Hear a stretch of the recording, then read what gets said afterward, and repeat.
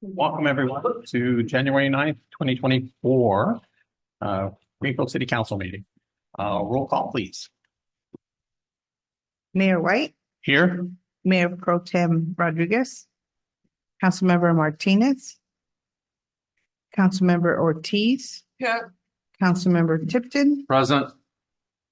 and Mayor, you should have gotten an email from, or I'm not sure if you got an email from Mayor Pro Tem Rodriguez. Correct. Saying she was going to be asked to be I got that. excused. I'd like to make a motion. We excuse Mayor Pro Tem Rodriguez and Councilwoman Martinez.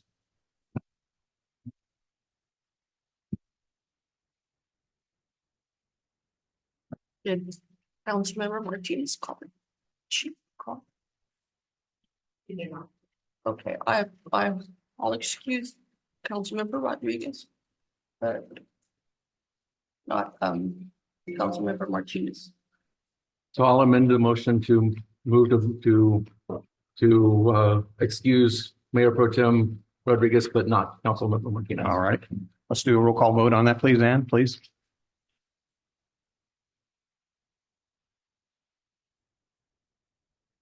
Mayor White, Yes. Councilmember Ortiz, Yeah. Councilmember Tipton, Yes. All right.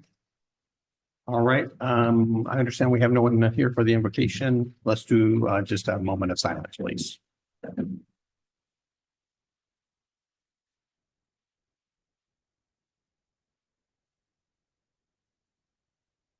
All right. Thank you very much. Will you all please stand for the pledge?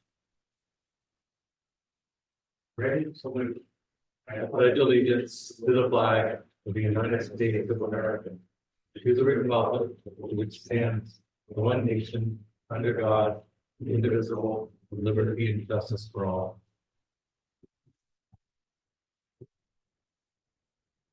Agenda review.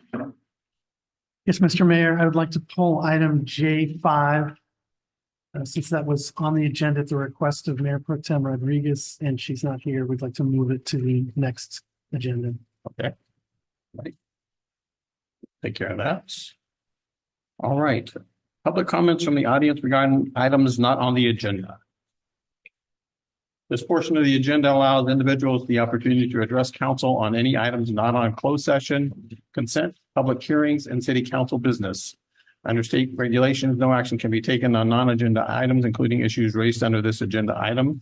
Members of the public should be aware of this when addressing council regarding items not specifically referenced on this agenda. Do we have any public comments?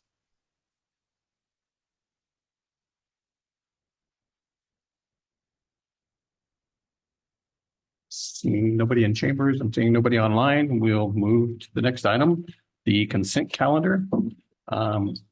All matters listed under the consent calendar are considered routine and may be approved by one action of the city council unless a request for removal for discussion or explanation should be prior to the time council votes on the motion to adopt. I will open public comments on the consent calendar.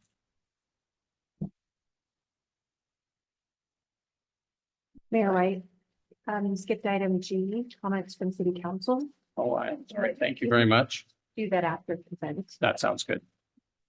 I will move approval of consent. I need a second. Been moved and seconded. All in favor signify by saying aye. Aye. Aye. Opposed? All right. Now, comments from city council. Thank you. I'll be short this time. I don't have that many as compared to them previously. First off, Happy New Year, everyone. If you haven't noticed, it's the 77th anniversary of the city. Please feel free to go over and have a cupcake and some pseudo bubbly. Thanks to our illustrious team over there. And it's also publicized on social media as well. So be sure to go out and applaud and be happy for the city. First item I've got is the EAH Housing Deliveries and Education. I've noticed, if you haven't noticed, EAH Housing is getting deliveries of their prefab units. Unfortunately, I got caught in one of those last week where they actually had Walnut Avenue completely blocked as they were backing those units in. To that end, I'd actually discussed with Public Works Director to Google before that. I'd like to see education for the public and for council as well, discussing when that's going to happen, so we know when it's going to happen. I did receive notice of the one today, and I did see that they've apparently been several more since then because the number of units there is apparently multiplying. Either they're some sort of rabbits or we've got something else going on. But the number is continuously growing, and I'm glad to see that it's growing. I just like to know a little bit more ahead of time when they're going to happen, so we can make sure that the traffic doesn't get tied up. Continuing with traffic, stop signs are stop signs. Stop signs are not optional. Remember that. Please remember that, everybody. I have seen so many people that just roll right through stop signs, and it's dangerous. The other thing I've got is speeding. Speeding is the same thing. I was actually almost hit this afternoon by somebody doing almost 80 miles an hour. It seemed like down Walnut. Literally, I looked, the guy wasn't there. I looked again, and the guy was honking and sworn at me. So he must have been going incredibly fast to be there that fast. The other thing is commercial vehicles in housing areas are generally prohibited unless they're doing deliveries. Please remember that. We've got a couple of areas where I know semi trucks and the bigger box trucks like to park in the neighborhoods, and that's actually prohibited under city ordinance. So please don't do that. It's flu season. Be careful out there. There's also a couple of other viruses going around. If you can get immunized, please get immunized. If you can't, please watch out for those. And if you do get sick, please try to keep anybody else from being sick. Same thing is true. It's cold weather. Watch out for kids, seniors, pets, anybody else who may not be able to communicate that they're cold or they're not feeling well. Please watch out for them. And the same thing is true. Cold weather means you need to watch out for ice on the bridges. My truck in the morning when I get up, and if it's below 38 degrees, I get a warning that says watch for ice. I don't know if some of the other cars do that, but I know my wife reported that this morning on the long bridge just south of Soledad that there was some ice on the bridge when she left this morning. So please watch out for ice on the bridge, on any of the bridges around, especially the Green Bridge and any of the bridges outside of town. Today, please stand up for a moment, Mr. Mixer. So today is National Law Enforcement Appreciation Day, and I'd actually like to give Chief Mixer a round of applause. Thank you very much. And I'd like to thank you and all of our officers today for being here and helping keep the city safe. I'm going to harp on this again. Bicycles and walking with dark clothing, please don't do it. Please have reflectors or light clothing on. It's especially dangerous because it gets dark around 4:30, 5 o'clock. And if you're walking along and people can't see you. We did have an update this week on the ambulance RFP. And for those who remember before, I'm kind of a big advocate of this. There's a couple of changes that we're still looking at having made to that. Hopefully we'll get a good ambulance RFP put out, and we'll have a good provider that will cover South County as well as the Peninsula and the rest of North County. So we're looking forward to doing that. If you have feral cats around, please call and see if we can get them trapped, neutered, and released to eliminate the number of feral cats colonies that we have and help keep those safe. And the same thing is true is if you have a new pet, and I know a lot of people went out and got puppies and kittens for Christmas, please, please, please make sure they're immunized. Please make sure they're spayed or neutered. Please, if you can afford to microchip them, please do that as well. That'll help them get back home. And remember, the city does work with SNP and with our neighborhood pet project locally to help drive those costs down. There are very, very low cost spay and neuter clinics that you have access to. Please get your animals spayed and neutered. One more thing real quick.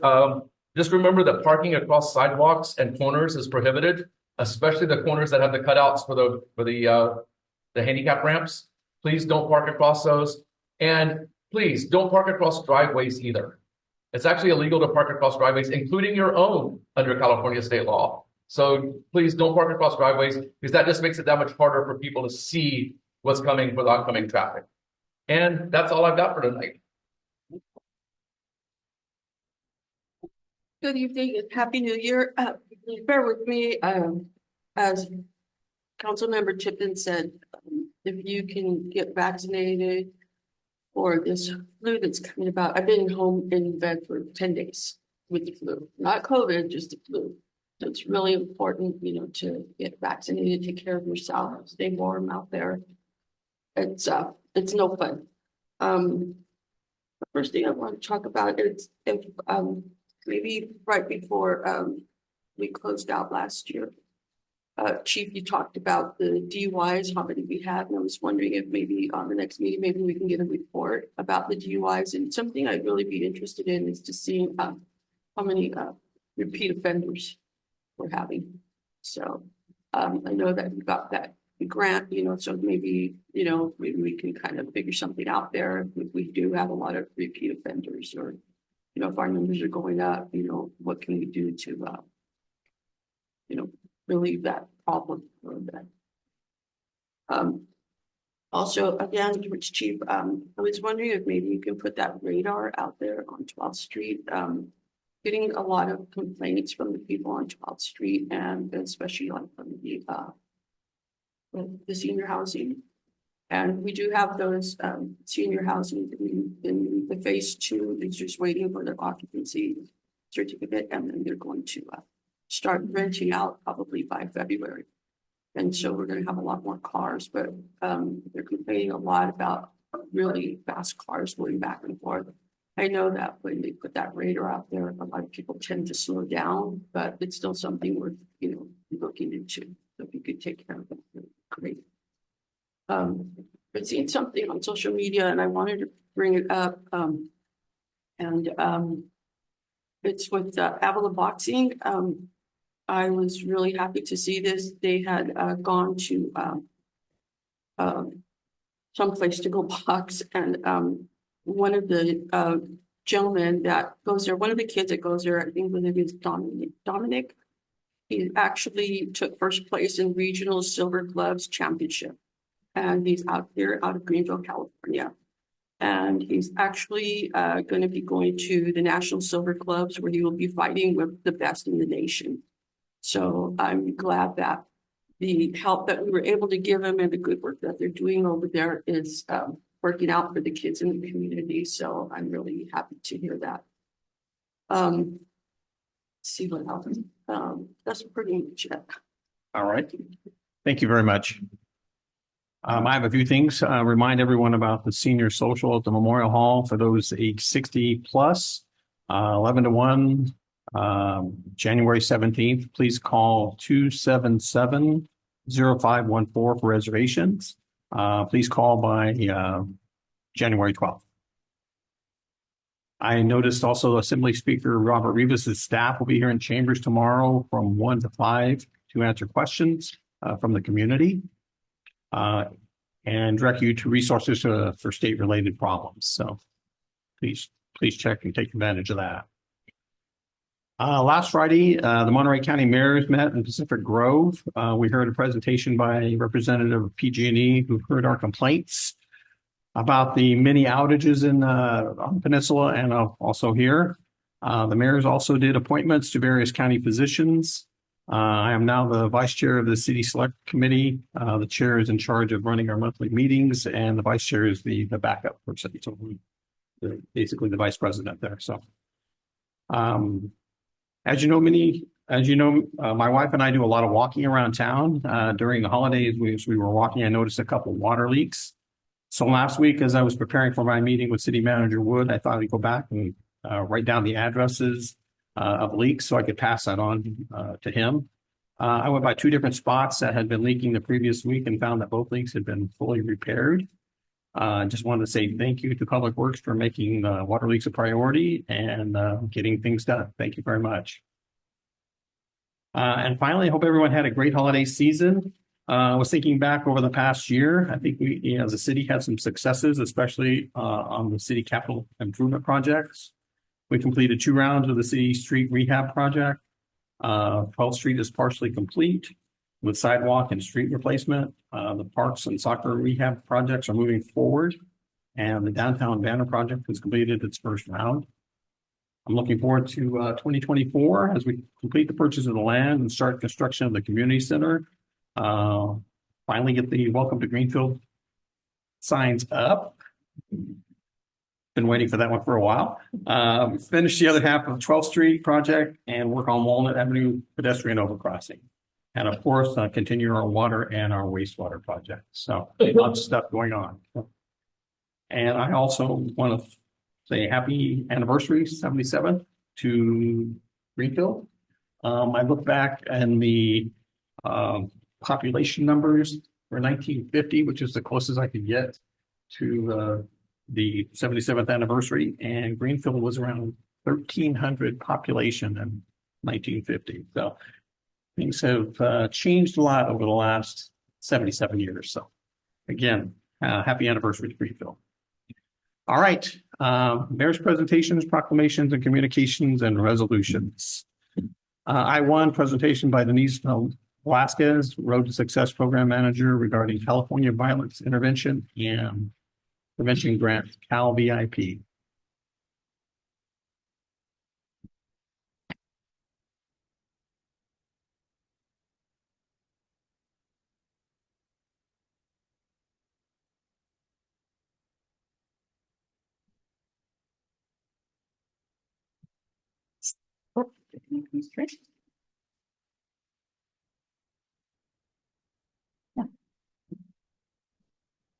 Well, I might need you to sit here and flip it for me.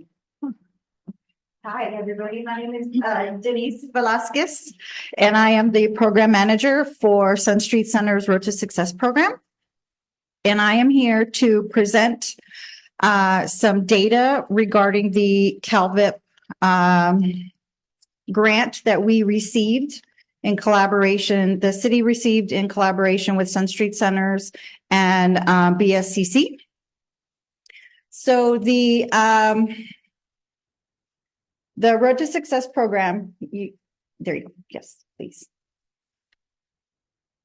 So the Road to Success program is a 3 to 6 month program that is, it's a referral-based program that works with identified youth from the ages of 12 to 17 years old.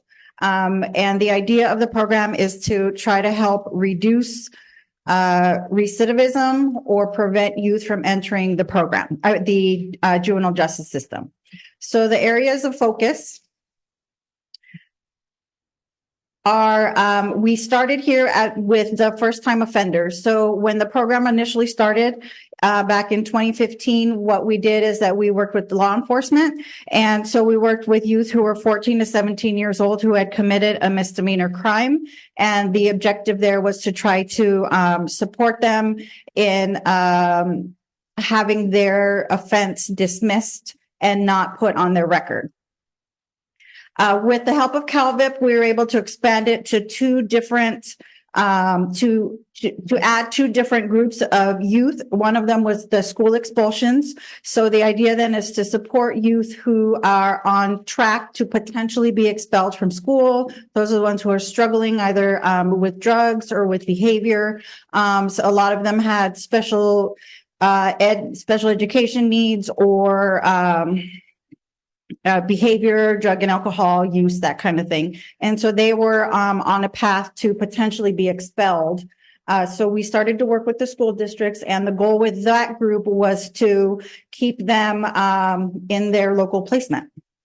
Then we also included the probation department. And the idea there was, how can we support the youth who are already in the system, but to help teach them the skills that they need to not commit another crime and potentially complete their probation and not return to the system, where in turn they would then, there's a good chance that they could potentially end up in the adult system. So the program goal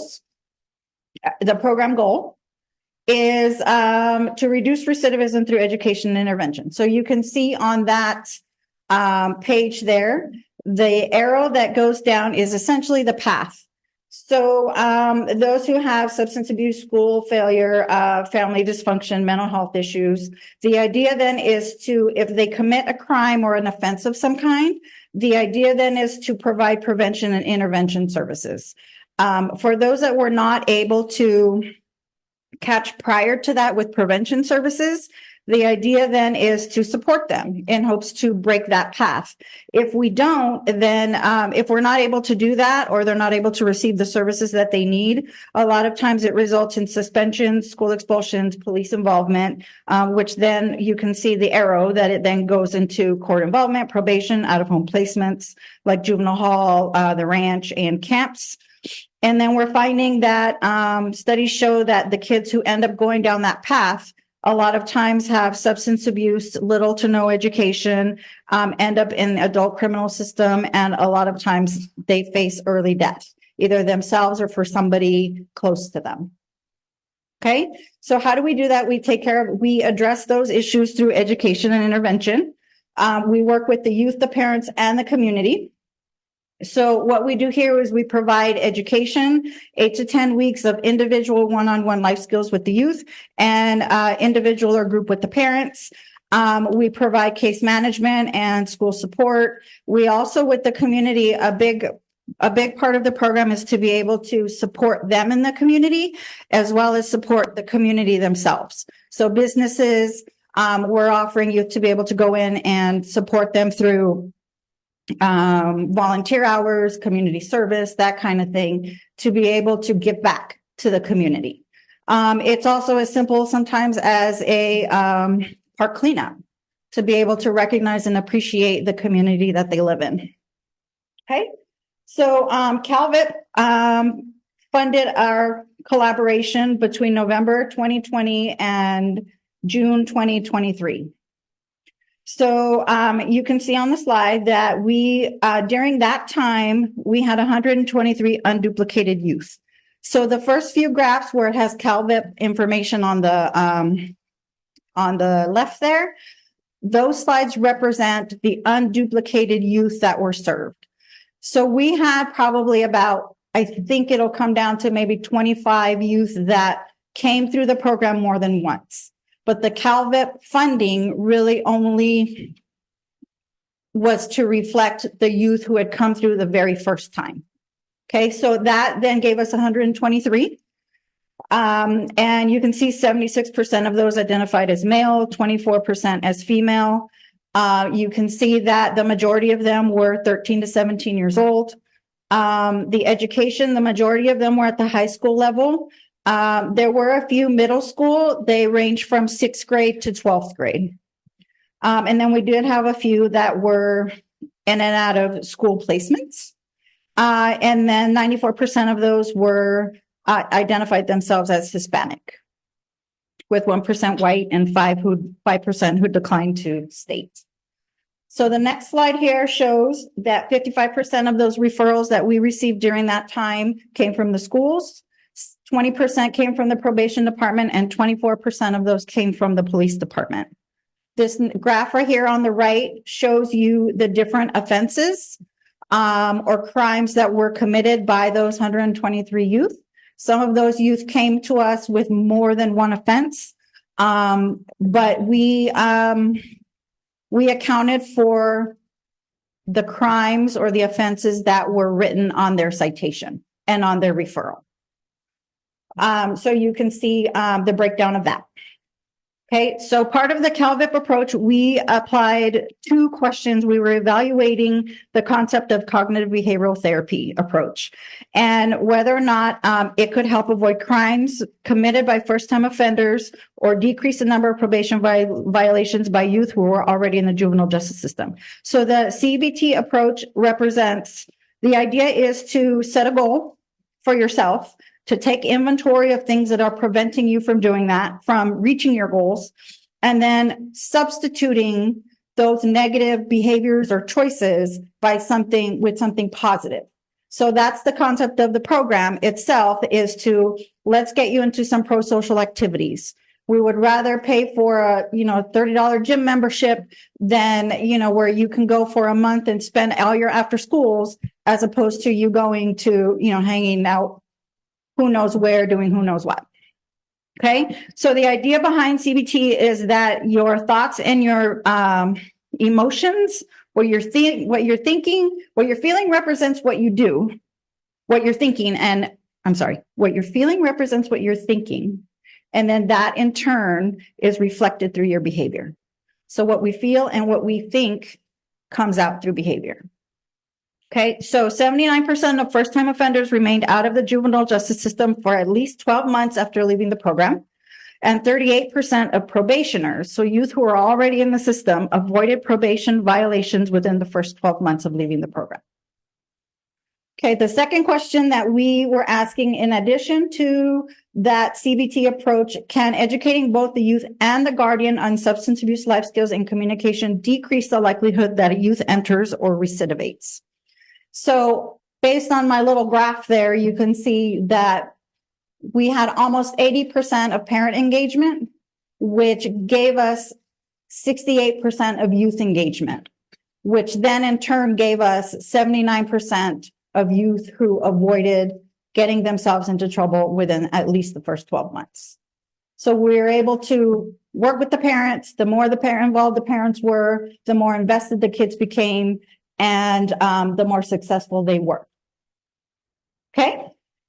So for the CalVIP, the goals, we had 6 goals to break down how we were going to make that happen. So the first one, 95% of intervention youth maintain their status in their local school district.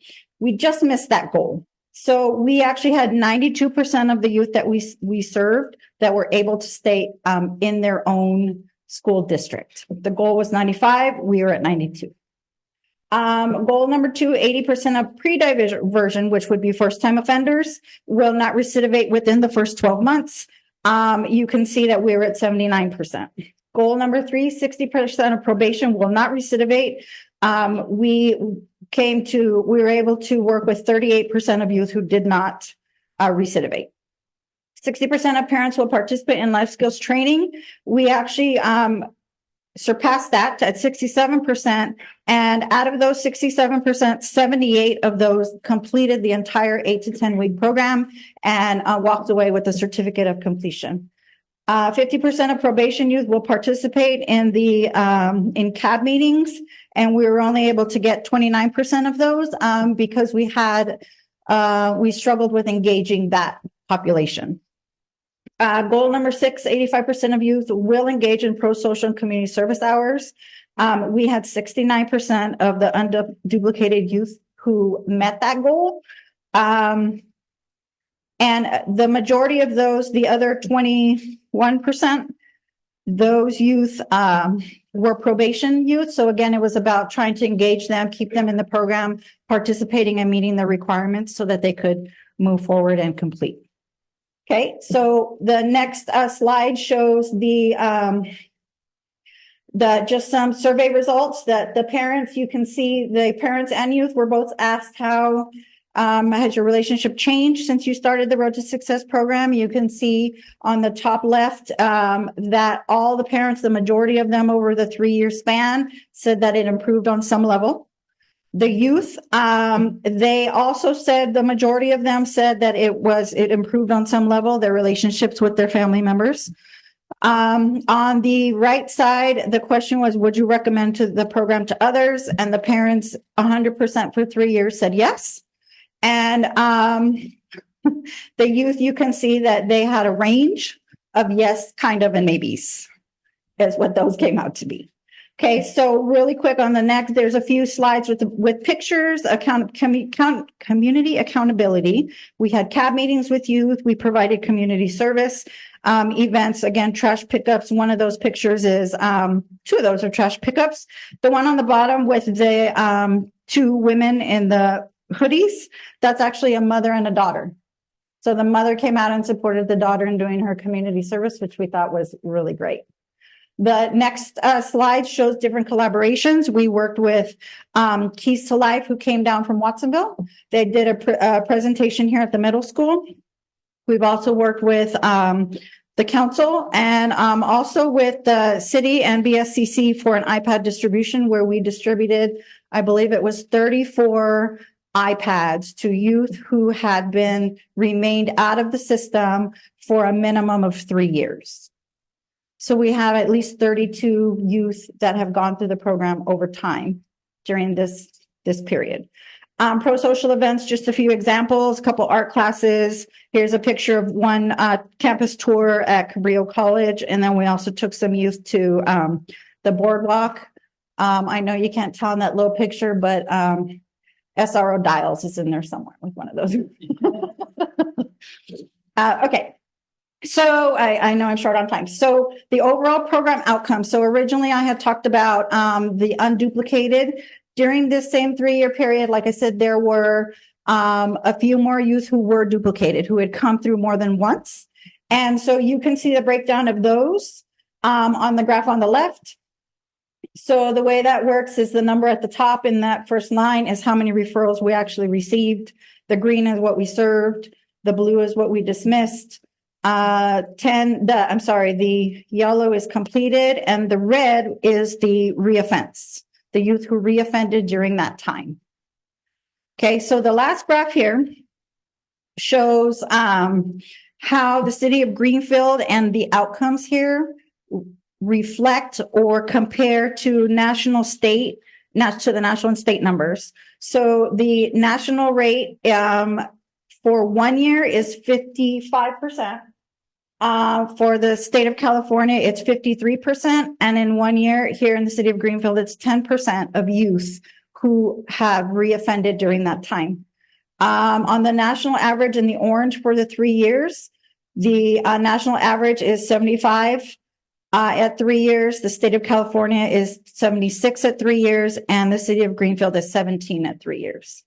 So you guys, you're following the pattern nationwide, and I think it's, I think in that sense, it's a really good thing that we're not. There's my timer. Okay. Okay, so I really only have one more slide, and I will skim right through it on the next one. And this is a testimonial from one of the youth. And I'm just going to skim through on the bold sections. I learned to be more peaceful, sociable, more understanding, to ignore or talk about the problems if there are any, to be more responsible. And one opportunity is that they are now offering me jobs for disabled people. So again, this was one of the youth with a disability.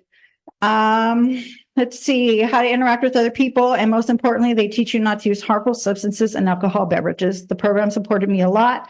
Let's see, I would like to return to visit since I felt very happy and comfortable. I like spending time with my case manager, talking and laughing. It was what made my day. So I wanted to just share those results, those 3-year results. There's some contact information if anybody wants to know more or get in contact with myself or my supervisor. It's been a pleasure to work with the city of Greenfield, and again to work on this CalVIP grant. I think we learned a lot about the program itself. We learned about the demographics and the needs of this city, and we're hoping to collaborate again at some point. Is there any questions? Questions from council? I just want to say the last slide shows it all, as far as I'm concerned. The national and state numbers are not that far apart, and Greenfield's numbers are so much better. You should really pat yourself on the back. Good job, well done. So, thank you very much. Mr. Mayor, if I could make a couple of comments. Sure. This was a great program. I hope you can hear me. Denise and Sunset Center and Evelyn Mullen doing all the numbers for us were huge helps.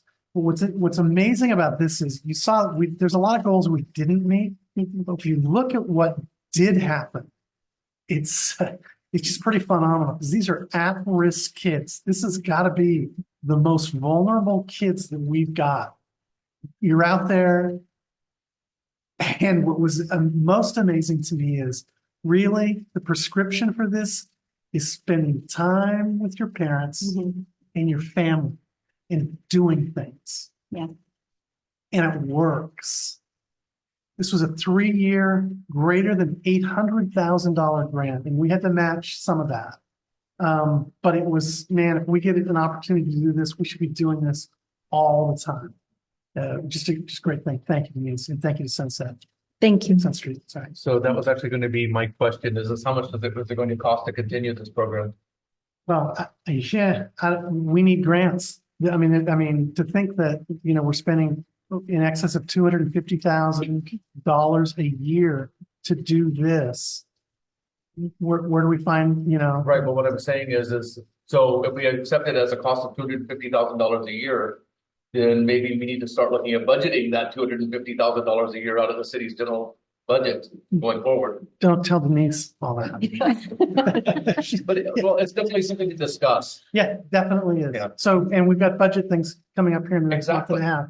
So Exactly. we can talk about it if you'd like to. So, and that was actually another question I was going to mention is what Bob brought up is that, so the person coming back, you actually encourage them to come back and speak with the members of the programs going on to show that they've done better, that they've improved. You actually encourage that? We actually do on that particular trip to the boardwalk. There were some returning youth on that trip who came and joined in not only as a celebration of their continued success, but to be able to kind of mentor and encourage the new kids coming through. So we are currently also working on trying to address a long-term mentor component to the program. So we're working on that piece. That's one of the things that we as a program learned is that it's not just the mentor in the moment, but somebody that can kind of move forward. And then also that gang presentation with Keys to Life.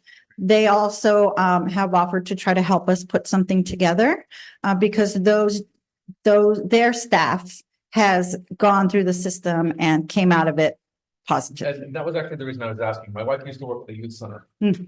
as an American home therapist. Yes. So she actually had one of her former clients who actually plays professional football come back, Mhm. and he comes back on an annual basis to talk to the students or the subjects of the program Yes. to discuss how he turned his life around. And obviously he can show that he made a huge turnaround Yes. from being in the gangs and being on drugs to playing professional football. So that's why I was saying maybe we need to encourage that, showcase the success stories, say, hey, by the way, yeah, I went through this program just like you did now, and look at where I am now. So if we could get that more accomplished, I think that would be a huge bonus for the people that are going through the program. Thank you. Thank you for the feedback. You probably said this, but I'm a little under the weather right now. How do kids get referred? The youth get referred to us in three different ways, either a school administrator who feels like this youth needs more services than they can provide. So the school administration, law enforcement can also make referrals. Originally, it started as first-time offenders only, but through CalVIP, we kind of opened it up to any youth that the officer or responding officer or department felt it would be appropriate for, and then also the probation department. So some of the probation come from the court in King City and Marina, and then some of those come from community probation officers. You're welcome. Any other comments or questions? Keep up the good work. Yes, Thank you. thank you very much. Thank you. for Thank the you. presentation. All right, item I2, presentation, Fire Department Mandatory Inspections and Prevention Program Overview.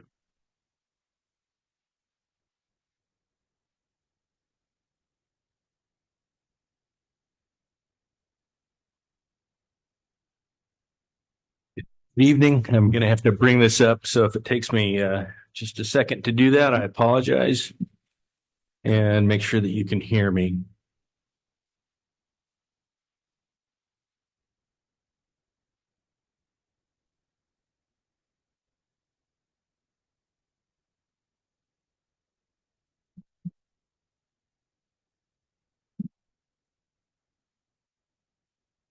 So as we're waiting for this to come up, a little brief overview about what we're going to be discussing tonight. And in next week's or the next council meeting's packet, you will be seeing our annual mandatory inspection report, as well as a resolution for you to sign if you approve it. See that, is that working there? Showing on mine, Ed. I can use your help here.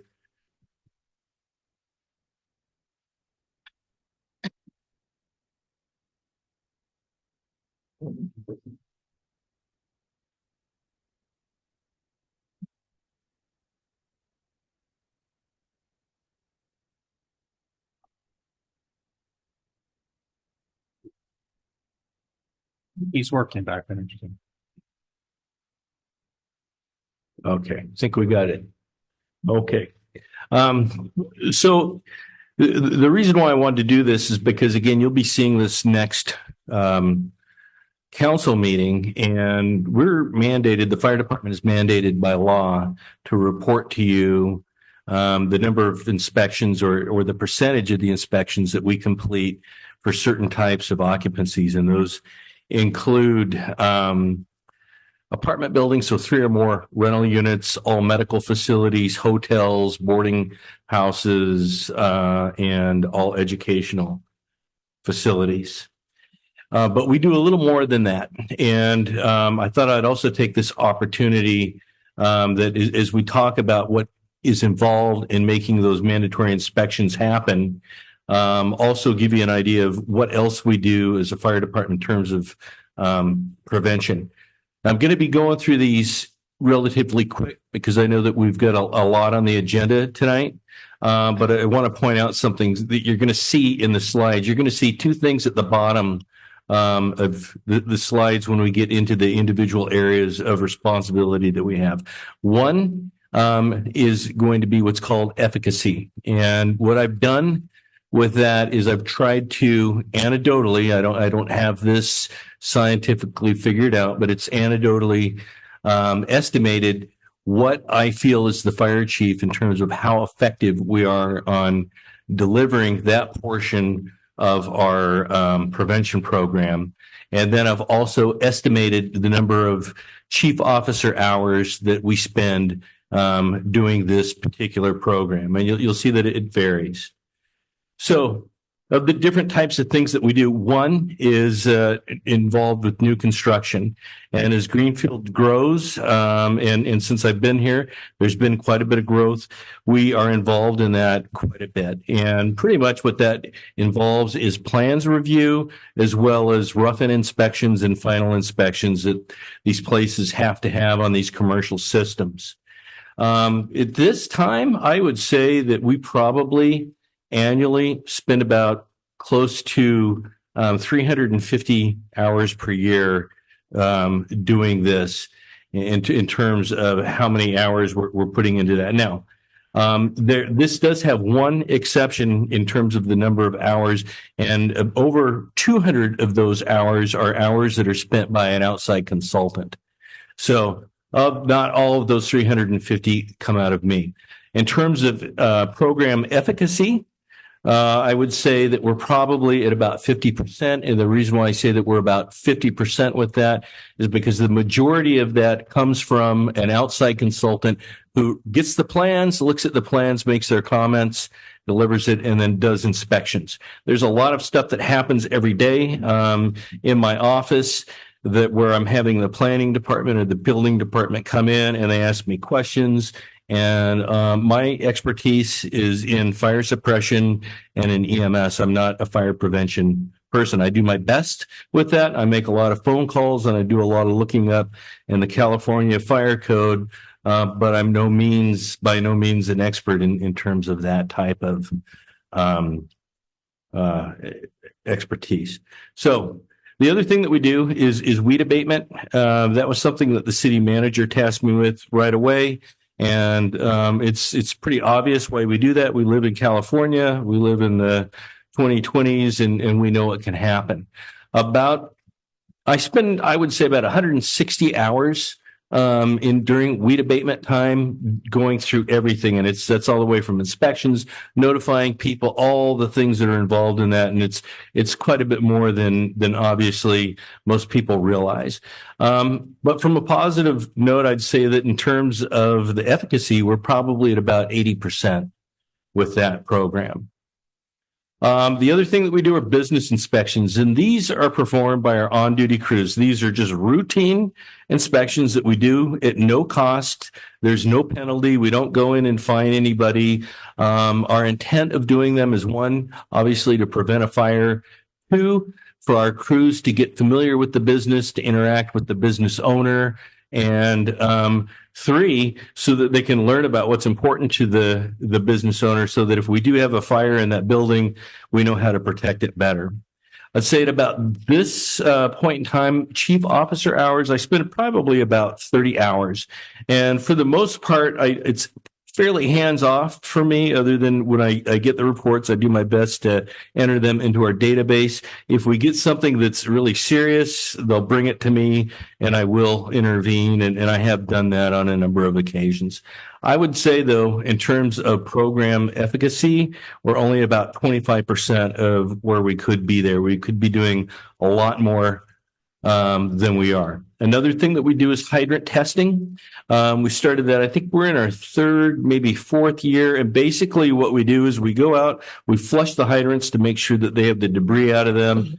We do some brief maintenance on them in terms of lubricating the caps, and we just make sure that they're working. And we do that to be proactive, because we don't want to find out on a fire that we have a hydrant that's not working or not working properly. And it's also a requirement, and not necessarily a requirement, but it helps us in our ISO rating. And ISO ratings have a lot to do with how much people pay for their residential insurance. So we stay on top of that. I'd say that about this point in time, between Tyler and I, we're about 60 hours per year.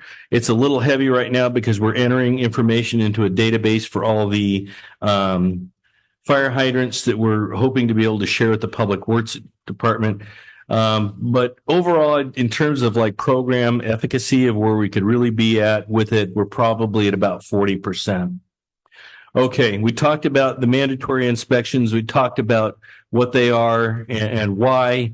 And the one thing that I just wanted to bring up is what drove this law was, it's been probably 8 years or longer, but the Ghost Ship fire up in Oakland.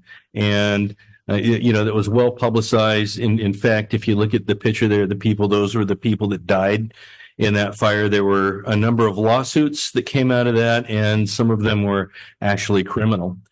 And there was legislation that came out of that. And the legislation said that the fire department shall do certain types of inspections, and they shall report to their governing body how well they're performing those inspections. And the reason for that was because what are the answers as to, well, you had a fire station almost across the street from this place. How did this happen? And the answer was, well, we are a large city. We only have a certain number of fire inspectors, and we didn't have the manpower to stay on top of this.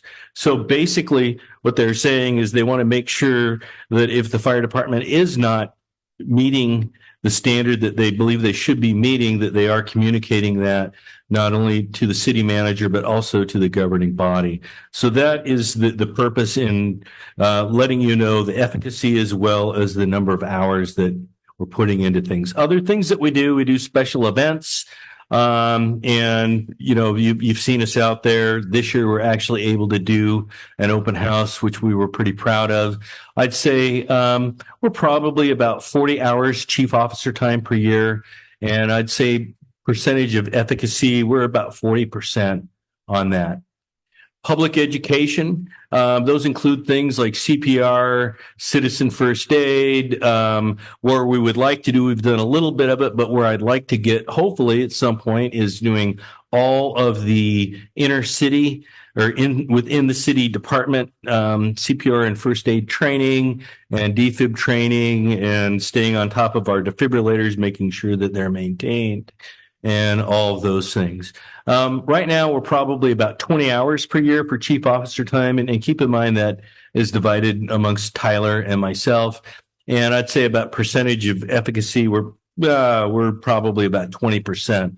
So you can see that some things we hit high. And when we're looking at the mandatory inspections, you saw that there was a large number of hours there, but we also had a high efficacy. And frankly, the reason for that is because we're mandated to do that. So I have to make sure that it gets done. Other things that we do is we do city and government facility inspections. And we started that. And the idea for doing that is, one, we want to make sure that our city and government taxpayer funded resources are protected and they're taken care of. And two, also we realize that when we hold other people accountable for things, we as a city should be doing that same thing as well. I'd say hours dedicated to that right now around 30. Our percentage of efficacy is about 35%.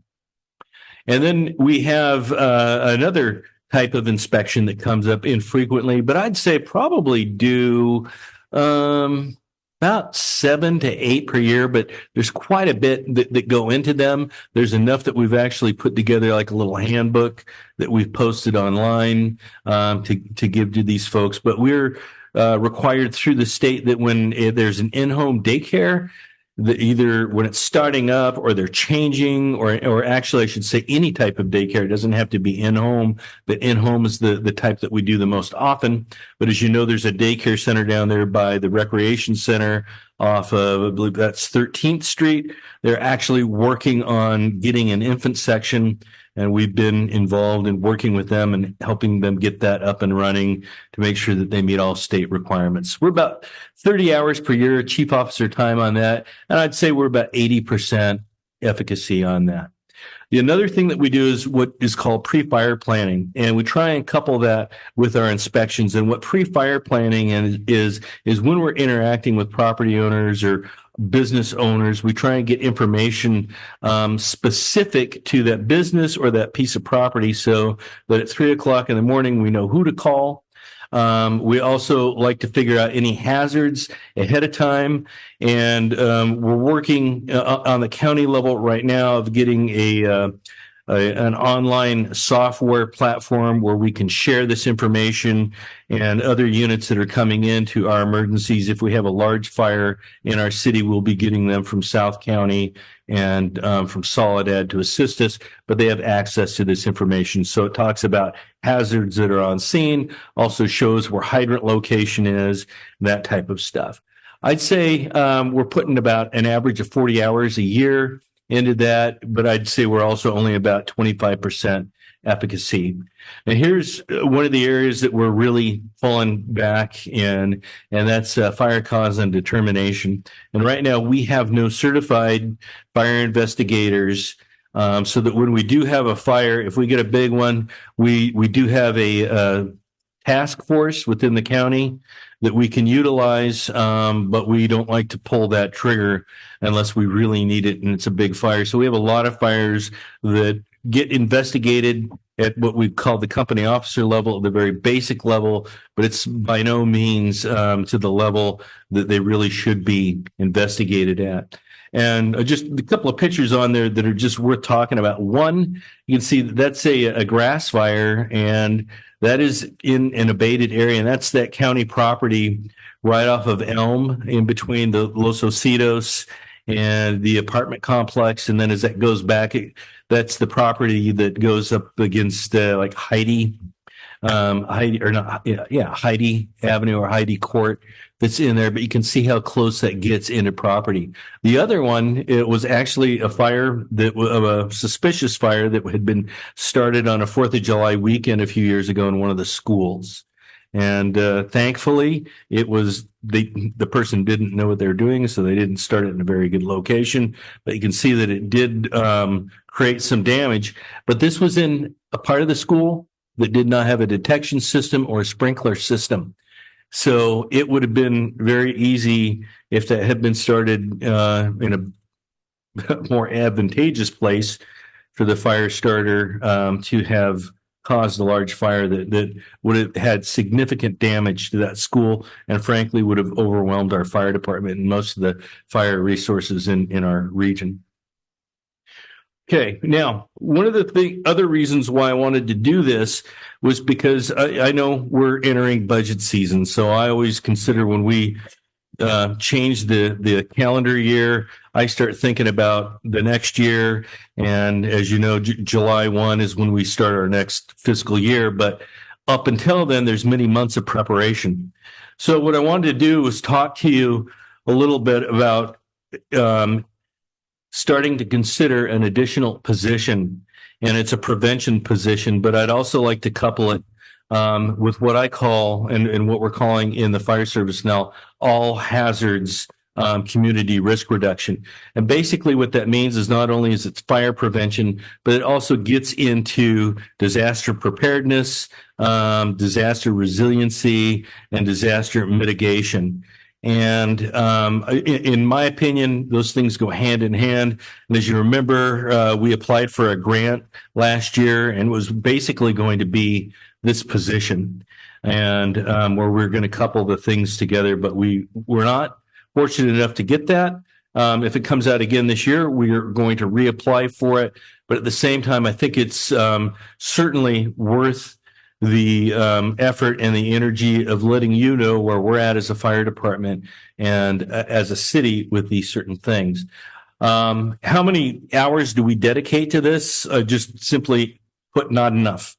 And that's because there's only so much of each of us that can be put into this, but we're not hitting the mark on it the way that we should be hitting it. And we could certainly focus some of that work and a lot of that legwork on getting the city where it needs to be with that position. Percentage of efficacy, I would say we're about 20%. And I would also say that it would not be difficult for a person to dedicate up to 200 hours per year doing that. So along the lines of what I'd said about the introduction or the consideration in time of a new position, just wanted to throw out to you a couple of estimates. So we're estimating at this time that between Tyler and myself, that about 980 hours of chief officer time is spent on these prevention activities. And I'll tell you that I've done this conservatively because I wanted to make sure that I wasn't overestimating anything. But a full-time position, 40 hours per week, 52 hours a year is 2,080 hours per year. So we're almost at 50% of a position being dedicated to that at this time. And as you can see, we're not at full efficacy of where we should be. Another thing to think about is that right now there is $30,000, and at least that's what was spent in 2003 for the consultant that's used, and that equated into 287 hours. So the reason why I point that out is when we look at this position, some of the cost of this position can be just a transfer because some of the cost of their services can be recovered through the permitting process. And in this case, in terms of what we're paying out to a consultant and what we paid last year was $30,000. I think overall, I did some averaging on our efficacy, and I put our prevention program at about 39%. Some areas are stronger, some areas are weaker. And also, as I said, that I'd say probably close to half my time, if not more, is spent on prevention activities. So with that, just wanted to see if you had any questions, and I'm done. Great. Any questions? Hans, go ahead. Thank you, Chief. Can you hear me? I can. Okay. You talked about doing some work on the fire hydrants.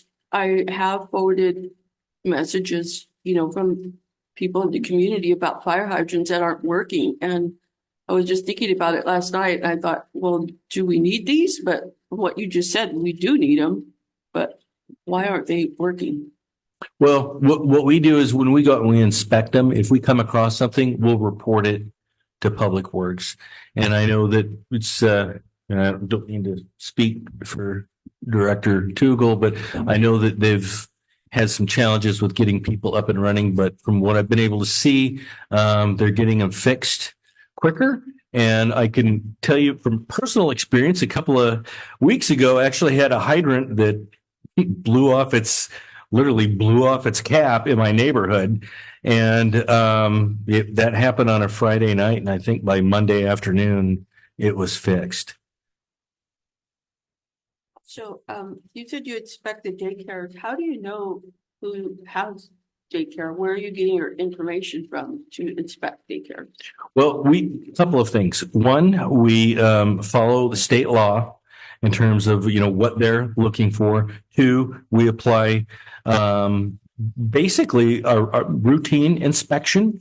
And then three, quite honestly, I did some research to find out to make sure that I was hitting the marks on the things that we needed to hit. So CAL FIRE has a pretty extensive library of their inspections, and I've utilized them not only for that, but I utilize their inspection sheet when we do the fireworks inspection. Every year we go out for the fireworks display, there's a couple of inspections that have to happen there. And as I said, not an expert, so I need to make sure I'm doing it correctly, and we'll research that information. I think my question, because I was asking, how do you know which homes have daycares? How do you gather that The state will actually send us a request, Oh. and it has the address and it has the contact information. We'll contact them and we'll schedule an inspection, and we go in. So how about if somebody didn't have a license and they're operating a daycare? Can Well, you then- still go inspect those? No, because we wouldn't know about it. Yeah. And I would imagine that's an illegally operated daycare. And I can tell you that we take those inspections very seriously because we want to make sure that everything in there is safe, because the consequences of it not being safe, could be catastrophic. And you mentioned something about CPR, training CPR. At some point, do you think maybe you could offer that to residents here? We have. Mhm. And we put it out. We have a member in the department who has an interest in public education. It's Chantel Vega, and she did 2 or 3 last year. Oh, okay. And so what she's kind of doing right now is we haven't had enough interest that we could offer them monthly. I think if we were to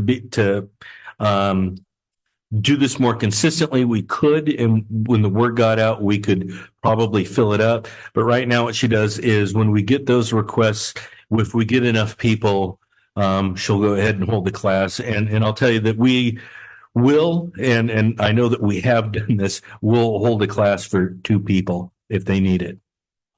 All right, thank you. Go ahead. I've got it. Okay. First off, does the police department have anybody that's investigator qualified for fire investigations? Yes, Jerry Alvarado, our investigator, he's also able to do the fire investigation. Okay, are we leveraging him when necessary? We do, and does he have the state fire marshal certification? And what we tend to do is, like I said, if we get a big one, it's a tri-county. It's Monterey, Santa Cruz, and San Benito, and we will leverage, but that's something we don't like to leverage more than we need to. Oh, absolutely. We definitely should have one on staff. That's why I was asking if the PD actually had somebody. And that would definitely be good to know, is if he actually has his fire marshal, fire investigator 1 or 2 certifications. That would definitely be good to know. Again, obviously, we shouldn't have that many fires. The obvious goal is to prevent fires. That's the whole reason for having a prevention program. And I could definitely see the need for having a senior level staff officer doing prevention. Especially with everything that's going on here. You've got prevention, you've got the all hazards mitigation programs, you've got public education, you've got investigations, you've got all of this. You can probably roll, I guess, safety officer into that as well for some of the things. And I actually definitely think this is a great program, and we need to continue this. And this is where I'm going to go and put on my citizen hat for a moment. What's our current ISO rating? Our current ISO rating, residential in the city, and actually it's within 10 miles of a fire station, which is just about everywhere in our district, almost everywhere in our district, is a 4. Now, we are currently undergoing an ISO evaluation right now, and I believe that with the improvement in staffing and in our prevention activities, as well as our training, we're hoping to lower that to a 3. Okay. What does it take to get us down even lower than that? I realize ladder trucks are part of it. honestly, Are part of it. I know. I can guess on that, but really we will find that out when we get the new rating, Okay, because they'll tell us where we're at and why we got that rating. absolutely. And that would definitely be good to know because, so just so everybody else understands this, and the reason I'm asking is for every point that the ISO rating gets lowered, your fire insurance premiums go down. Because we're basically saying that the fire department is more effective at putting out fires, so it doesn't cost as much to insure your house. So if we dropped our rating from a 4 to a 3 and then subsequently to a 2 or a 1, then your fire insurance ratings, your property insurance will go down significantly, fairly significantly as that happens. And So- just to add on to that, I had an ISO representative, so I've never seen this in writing, so don't hold me to this, but I had an ISO evaluator tell me that it's anywhere from 13 to 17% discount in residential insurance.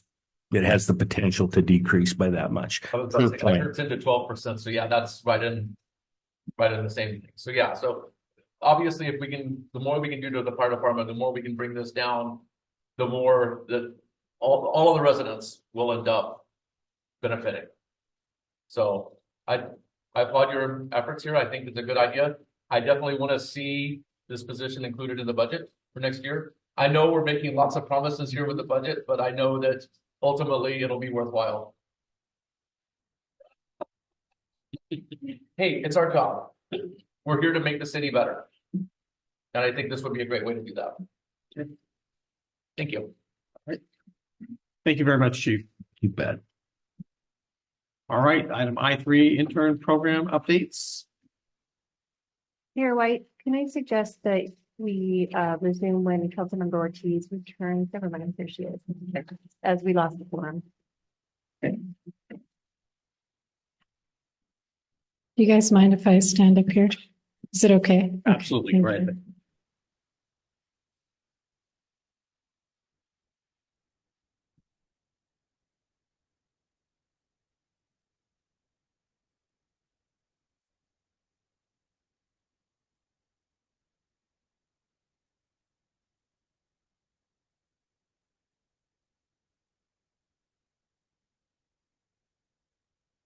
Okay.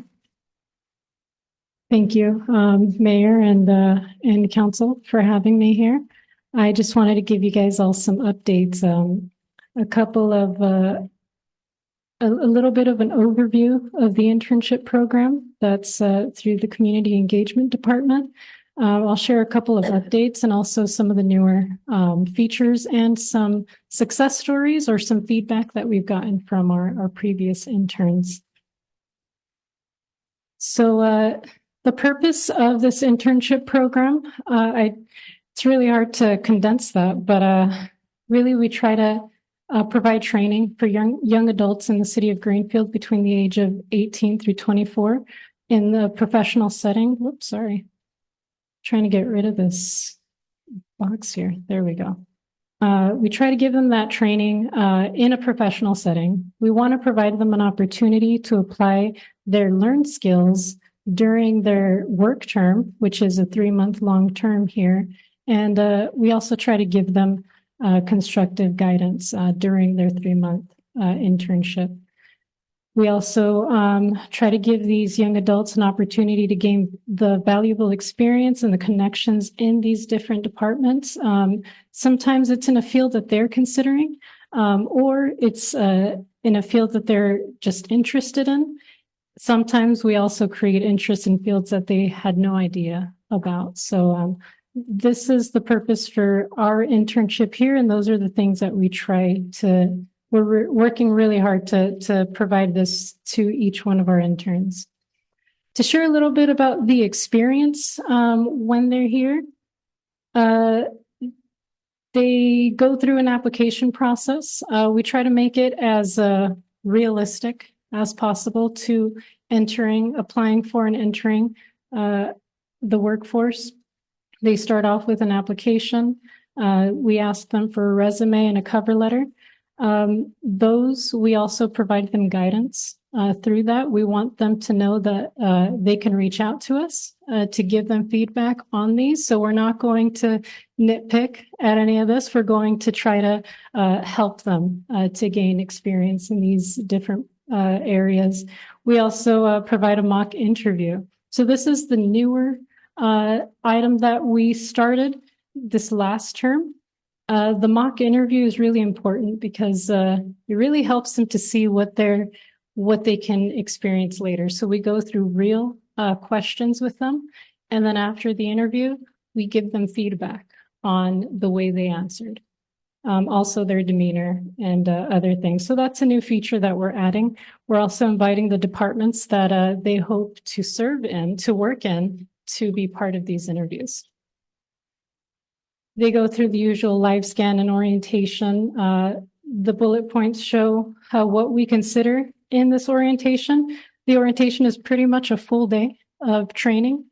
One of the new features that we added to it was the dress code conversation. The reason that's, it used to be part of the packet we gave them, but we noticed a need for us to actually talk about it, to make sure that they understood it, and also to make sure that we were able to find out if they need some extra help in this area. We do provide them with shirts if needed, and then we'll also try to work around any limitations they have. We really want them to see that this is very important for work in general, and how it can make a difference. Their dress and appearance can make a huge difference when they're looking for a job. We also include budget workshops. They're able to practice these skills which build confidence during their everyday work projects. We do regular check-ins with them. And then a lot of our interns get to do presentations. In this picture, you can see our intern there on the left with the pink shirt. She is our intern, and she was actually facilitating the orientation for the next group of interns. And our current intern is going to do the same for our upcoming group that's coming in next week, actually. I'll highlight just a couple of these bullet points. Some of the benefits that the interns gain: they get real world experience. They get caring guidance and mentoring. They get an end of term stipend, which this year went up to $16 an hour. We base it on the California hourly wage, California minimum wage. And they also get exposure to more career possibilities. So a lot of our interns, as we're going over the different kind of jobs that are available, and even when they're exposed to the work environment here, a lot of them have no idea what happens in local government, and they have no idea about the variety of work that they could possibly go into right after they get out of college. Some of them don't necessarily have to go to college for some of these entry-level positions. So those are some of the things that this exposure can help them with. We benefit as well as the employer. One, we get to have extra staff time, or the staff can use extra time to either attend trainings if they give their intern a project that they can work on. We get some time to work on a bigger project, or even train ourselves or train others. We're able to promote this community involvement and help train our very near future workforce. So we hope that this kind of inspires them to go get their degree or their training in whatever it is that they're going to go in for, and hopefully come back to the city and use it here with us. So there are some pictures there of our interns. This is a list of some of the departments that have had interns and will start having interns. One of the exciting updates is that very soon the fire department will be having an intern as well. So Fire Chief Langborg and Deputy Chief Kiesling are working on that training experience for these interns. And really, the hope is that this inspires young adults from Greenfield to maybe be Greenfield's future firefighters as well, or just expose them to this opportunity. So I'm really excited to work with them on this new position, and we'll announce it through our social media very soon. Some of the success stories. Some of you guys remember our very first intern here, Braulio. He insists that we share that he was the first intern. So I really appreciate he's the one who actually came in and was seeking an internship, which is where we realized young adults in Greenfield need this kind of training and experience. He says here, being the very first intern was an honor for me. This internship opened doors. I gained valuable personal and professional growth, along with making connections and memories. I continue to serve the community of Greenfield. He's a building and planning permit tech right now.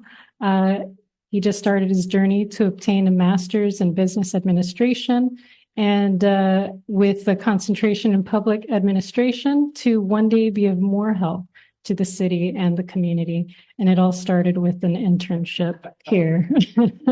So he was 20 years old when he started his internship. He really did a lot of work with us. Ricky was the IT intern. You could see those pictures of him in action. He says the internship really helps a lot with real life experience. I think it's amazing that a government agency that runs a city is willing to help its community learn about the workplace. I'm really glad I'm part of this, and I hope it continues for future interns. I have two more to share. A previous intern, she's 22, said, I improved my ability to communicate clearly and effectively. Delivering presentations to interns and public speaking in many group settings helped improve these skills. I learned to communicate ideas clearly and confidently. And here, seeing her comments and seeing the way she really did learn to communicate more clearly. When she started, she was very shy and quiet. And then by the end of the internship, she was up in front of everyone, speaking up confidently. And it's just amazing to see this growth.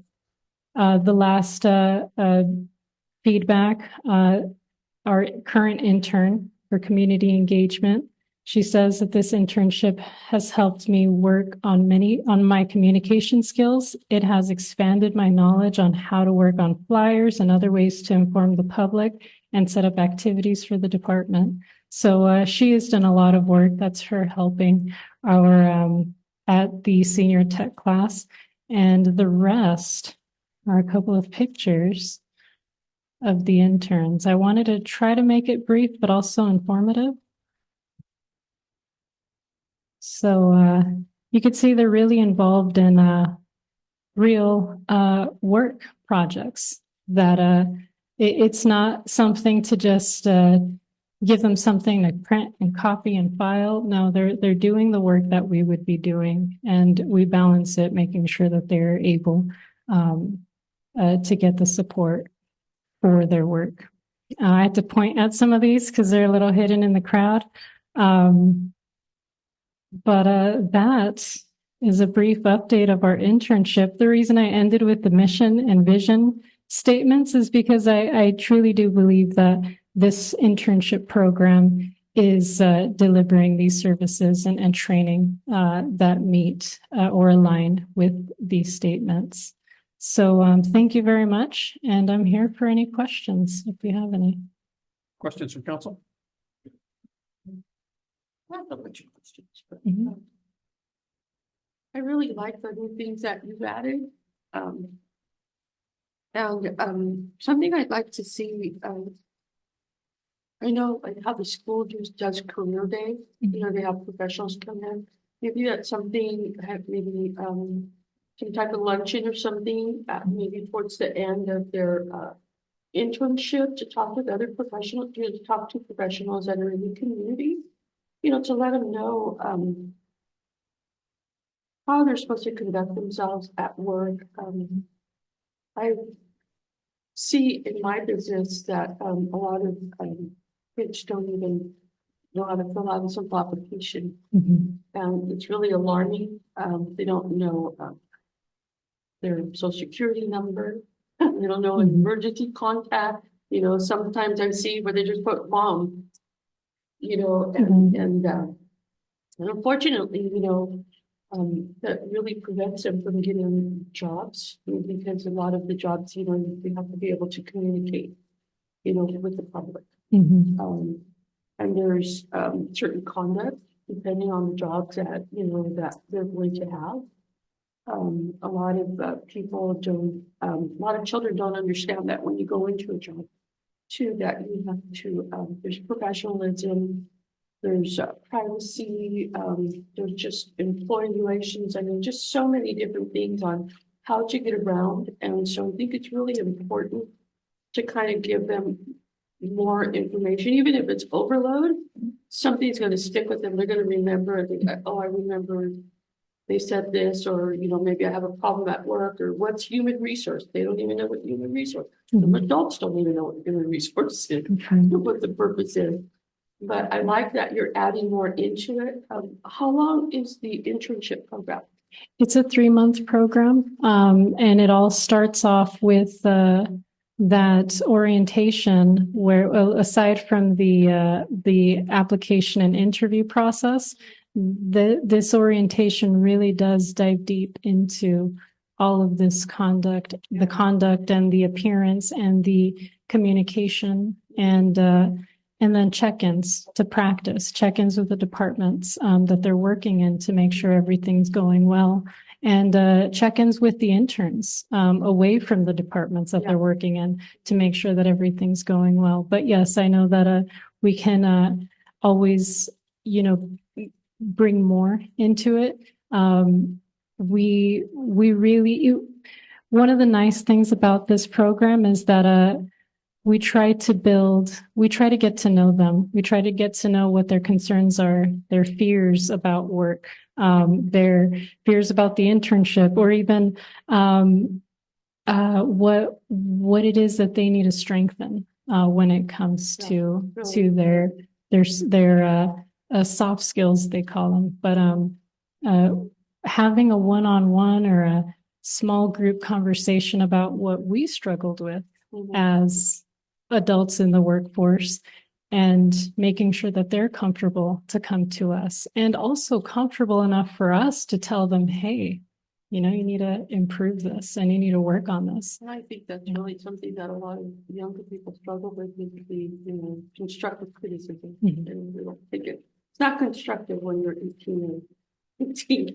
Yes, they've been taking it very well so far. So it's really nice. We try to give it to them at in the middle and at the end, so that they can see that we're really here to help them and to guide them on this difficult journey they're getting into. How many do you have? This next term, we try to have 4 each term. Every 3 months, we have 4 new interns. Once we get the fire department on board, we will have more interns at once, but it's 4 per term. Thank you. Yeah. Thank you very much. Thank you for Thank being on you. this program among your many other hats that you wear. So thank you for doing a great job. Thank you. I'm for going your to time. call for a 5-minute recess.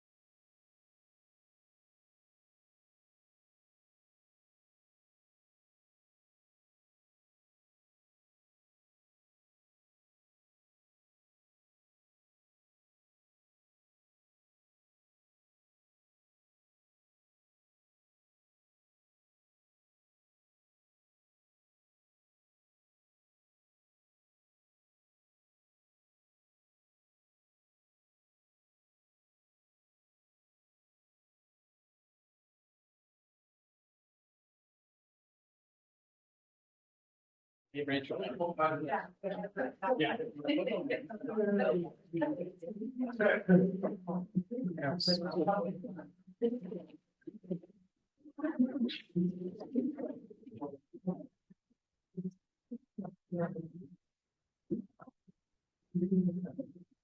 Here we go. All right, call the meeting back to order. We'll move to item I4, presentation timeline for the community center.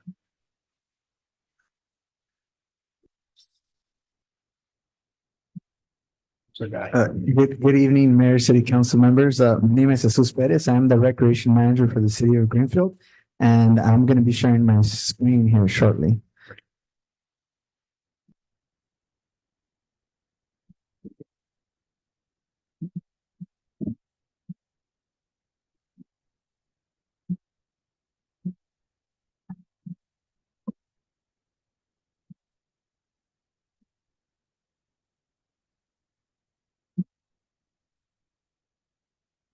Okay, so working with other department heads here in the city and other city staff, we identified a total of 16 tasks to complete our community center project.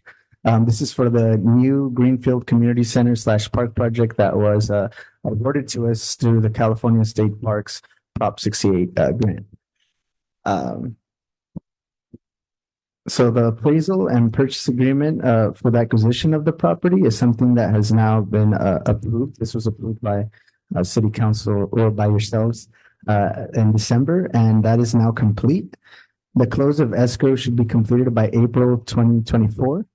And so I've put down that is in progress. There's a couple of items here that you'll see that are in progress. The schematic concept level design with community-based planning and ADA considerations is also complete. So these designs had to be submitted with the grant when we applied back in 2020. Site risk assessment, possible contaminants and other complications. That should be completed by April 2024 as well. So it's another test that's in progress. The sequel for the construction scope, that is also in progress. It's practically complete. And we just put down there that would be complete by this month. And 6 on here is project estimate. That will be updated using item 3 on here, which is the schematic concept. 7A, consultation with the Conservation Corps to consider feasibility is also something that should be completed this month. And 7B is to complete the property annexation, and that should be completed by June 2024. RFPs to select an architect for this project is also something that we are starting. That's in progress and should be completed by April 2024. So those are all the items that, pre-construction, while we're closing escrow, we're working on. And I'll move on to other items that we will start in April. And we have here item AB, final construction documents should be completed between April of this year to April of next year of 2025. Construction permits as well. That is something that will start April of this year and it will be completed in August of 2025. Other permits, and it's important to note that of the Department of Toxic Substance Control Division, State of Architect, U.S. Army Corps of Engineers, or other regulatory permits are applicable for the sites are required. And that's also something that should be completed by August of 2025. Project budget and funding review for possible city council action is something that we should be beginning to work on in April of 2025. And it should be completed within a month, so in May 2025. Advertising the construction bid package is something that will begin in May 2025 and be completed by June 2025. the construction project award to be presented at council will be June 2025, and it should be completed by July 2025. Environmental cleanup and remediation is something that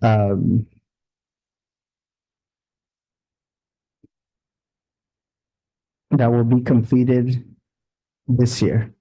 So starting March, and it will be completed by June 2024. The construction period will begin on August 2025, and our community center should be built by April 2026. And we will furnish and equip the community center during this time frame as well.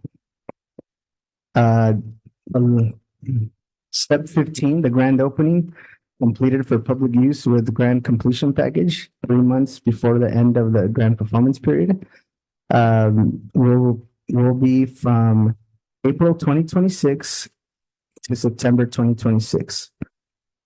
And the 30 years of operation and maintenance for public use will be from September 2026 to September 2056.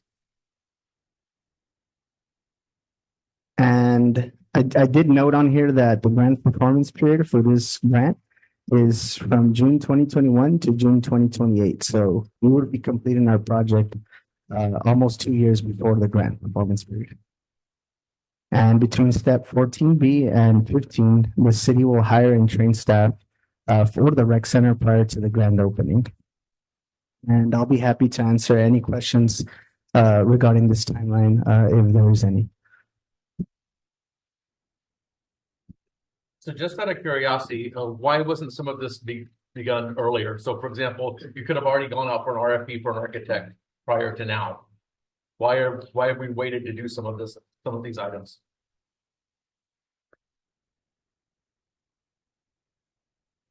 Well, we need to make sure we had the property. We needed to make sure we have drawings right now that were submitted for the grant, but they're not working drawings. Right. So we kind of had to make sure that all that was going to happen before we did any of this stuff. Also, paying for that grant wouldn't cover any of that if in fact something fell through. Right, but what I'm saying is we could have already released an RFP package saying we're going to be doing this, and it doesn't cost anything but advertisement to put out an RFP. And we could have been that far ahead of schedule. That's what I'm getting at with this. Ahead of what schedule? Well, we could have been that further along in the project. We could have been already having an architect. As we're closing escrow, we could have already had the architect doing the drawings for the. Right. So you see there's a number of things that are in progress. Right. That didn't just happen when we Oh, I started open understand. escrow. So we have been doing a number of things, not the ones that you're considering though. I think it's really difficult when we put together a plan and the drawings are there, but there's no detail to them at all. It's a drawing.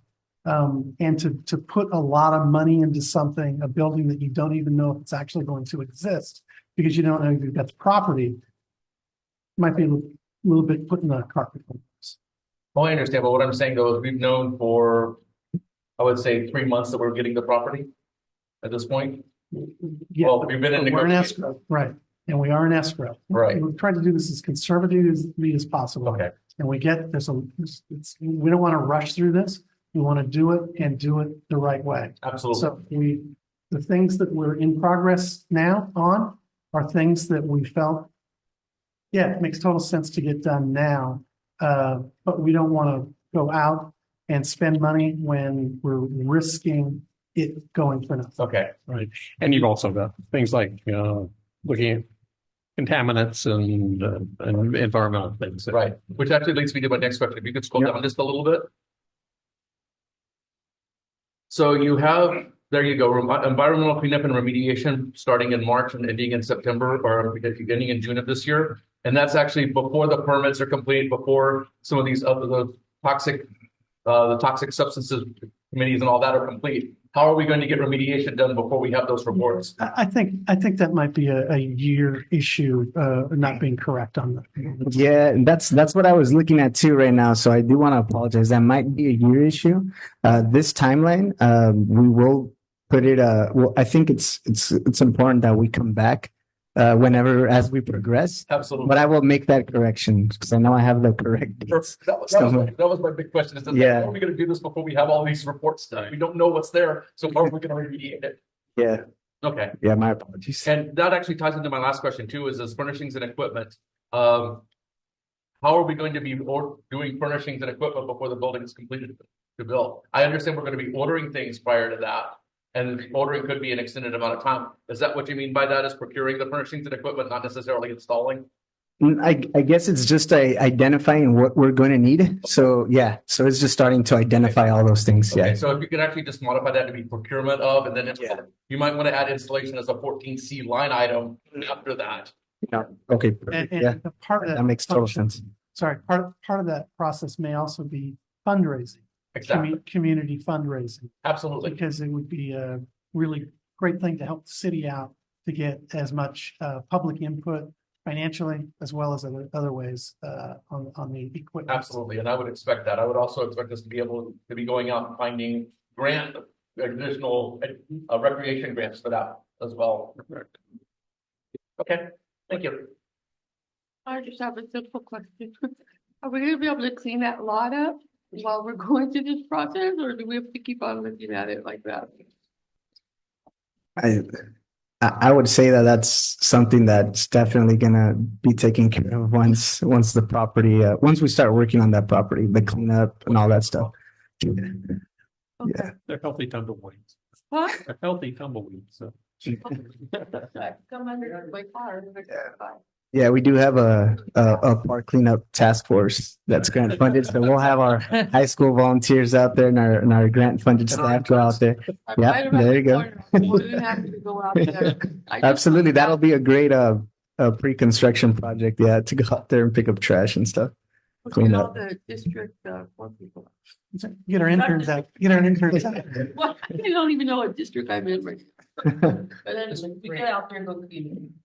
Well, I think this is a big item, so I think it would be good for us to have this on at least a quarterly basis, get a report, and get an update. Absolutely. Stay on top of this. Would love to get a copy of this timeline, so. That was my next question as well. Yeah, definitely would like to get a copy of this. Yeah, so I'll make the needed corrections on this on a couple of these dates, and I will send that to City Council. Thank you very much. Anything else from council? Thank you. Thank you very much. All right, thank you. All right. J1, a resolution, City Council, City of Greenfield authorizing the appointment to the Greenfield Planning Commission. Staff report, please. So it's that time of year, appointment of planning commissioners. Municipal Code 17.10.020 outlines that the California Government Code Section 65100 requires each jurisdiction to establish a planning agency. The planning agency consists of the planning department and the planning commission. The responsibility of the planning agency is to carry out the land use and planning functions of the city. City of Greenfield's planning commission consists of 5 members who reside in the incorporated limits of the city of Greenfield. Planning commission members are appointed by the city council and serve a 3-year term. Currently, the planning commission will have 3 terms that have already expired. They expired December 31st, 2023, and they are for Commissioners Yukides, Gallardo, and Vasquez. All 3 commissioners have formally submitted a letter to be reappointed to serve another term of 3 years. We also received an application from Diego Mendoza. Each are invited to attend this meeting. Copies of the commissioners' reappointment letters have been included in your packet, as well as Mr. Mendoza's application. Thank you very much. Public comments on this item? Nothing in council? And just to let you know, Commissioners Urquidez and Gallardo are here, and I believe Mr. Mendoza is here as well. Okay, thank you. Seeing no public comments, I'll bring it back to city council comments.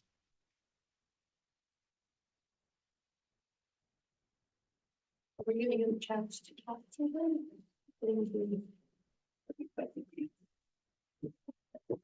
Yeah, you can do that. You want to call each one up and do just a couple minutes? So introduction, all right, Absolutely. all right. Would like to hear from you guys, just a little quick synopsis on why you want to be on a planning commission. If you come up and just give us a quick report, that would be great.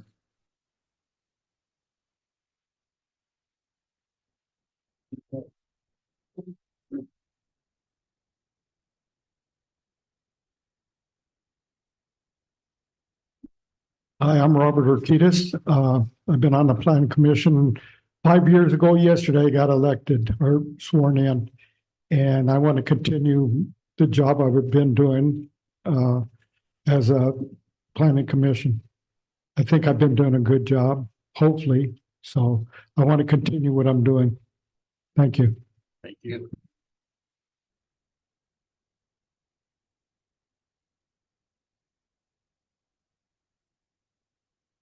Good evening, everyone. As you all know, my name is Ernest Gallardo. I reside here in Greenfield. I've been a resident of Greenfield for like 55 years now. I moved here when I came back from the service. My wife and I have 2 children. I have like 7 grandchildren, 4 great grandchildren. So yeah, so that's my brief history there.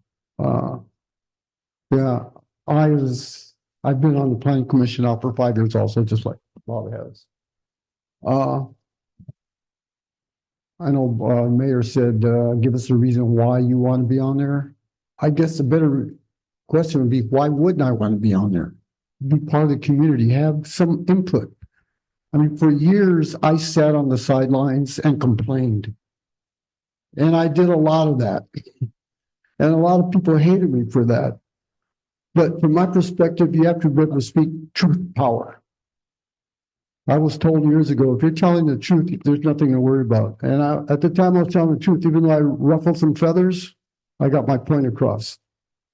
So yes, I would love to continue to be on the planning commission, but that's going to be up to you guys. If you feel that I don't deserve to be there, I can live with that. But from my perspective, I think I fulfilled my part, and I would appreciate your vote. Thank you. Thank you very much. Mr. Mendoza.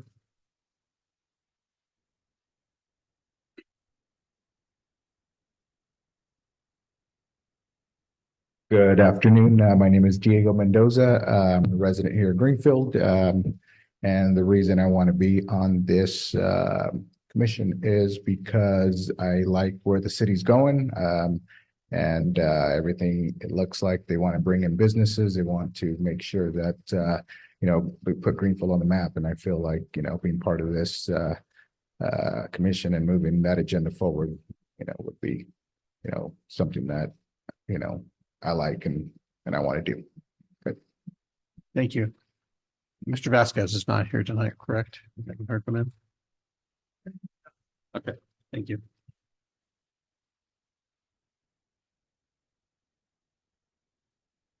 All right, council.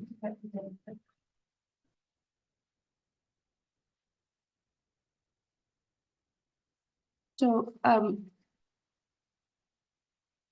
when I had made a motion to appoint Mr. Vasquez, it was just to fill that seat until this one came up. But it was Have to finish out that term for that Okay. person. okay. Yeah. This would be a brand new 3-year term. Okay. Yeah, I believe that was when Tina Martinez moved out of the city and we had to Oh, replace okay. her for the rest of the remainder of her term. It was last year. Have you seats are for how long? 3-year terms.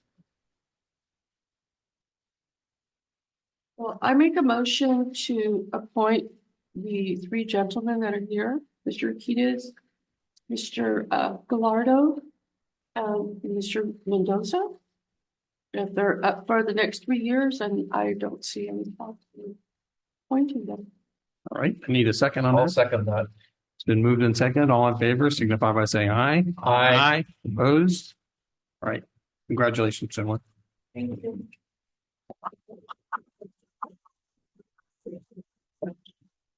All right, item J2, item resolution, city council, city of Greenfield awarding a construction for a public works construction contract in the amount of $1,080,436 to Anderson Pacific Engineering Construction Incorporated. Staff report, please. Mayor White is this the item that you'll be recusing yourself on. That is correct. And so we won't have a quorum on this item, so this item will need to be continued to the next meeting. Where does this fall under the necessity exemption for that? I don't think there is a public necessity. This can be heard at the next meeting. Right. Yes, that is correct. So let's go ahead and then move this to the next meeting. So do we need a motion for that? I will be recusing myself because I have a piece of property for sale that's within 500 feet of this property. And so I think it would be in the best interest for me to recuse myself. And a motion's not necessary because with the mayor recusing himself, there is no longer a quorum, so you can't conduct with him. J3, a resolution, city council, city of Greenfield awarding a public works construction contract in the amount of $772,451 to Monterey Peninsula Engineering. Staff report on this one, please. Yes, good evening, Mayor White and council members. As you all know, the 12th Street project is intended to complete the street drainage and pedestrian improvements on the west side of 12th Street between Oak Avenue and Elm Avenue. This is a key pedestrian route for students accessing Vista Verde School as well as Oak Avenue Elementary School. The street drainage and pedestrian improvements on the east side of 12th Street and this block have been completed as a condition of approval by the Magnolia Place Apartments Phase 2. This project was publicly noticed and an invitation to bid was issued in November of 2023. We received 9 bids on Thursday, December 7th, and the responsive low bidder is within the available construction budget of $1.3 million. The bids received and bids amounts are in the table below. I just do want to note out that the apparent low bidder who is going to be awarded this contract, their construction bid was $772,451, which was very low, and we're appreciative of that. The staff reviewed all of the bids to make sure they were in conformance with the requirements of the bid documents, and based on that review, it was determined that Monterey Peninsula Engineering was the lowest responsible bidder. Monterey Peninsula Engineering is a general engineering contractor with offices in Monterey County. The firm has considerable general and street improvement construction experience. They hold a Class A general license, which specializes in engineering knowledge and skill in areas including pavement repair, sidewalks, curb gutter, sidewalk, and other public infrastructure work. And they have successfully performed work throughout the Central Coast region. It is also recommended that a budget be approved, authorized, and appropriated for construction project management and inspection of approximately 12% of the construction contract, which is $98,000. This work is expected to be under construction for a maximum of 90 working days, or approximately 4.5 months. And the contract, CM and construction management and inspection are expected to be well under that $98,000. These expenses will be paid appropriated from the same funding sources as the construction contract effort. The financial impact, the CIP budget appropriation for this project was approved by City Council on February 28th, 2023, in the amount of $1,534,210. And funding for the project is a mix of grant funds from TAMC, the Safe Routes to School funds, traffic impact fees, and the street fund. And the authorized budget is down below in the table below. What we did is we broke out the authorized budgets and what the projected costs are going to be. So in total, including contingencies, the authorized budgets was just over 1.5 million, and the projected costs are going to be at just under $1.1 million.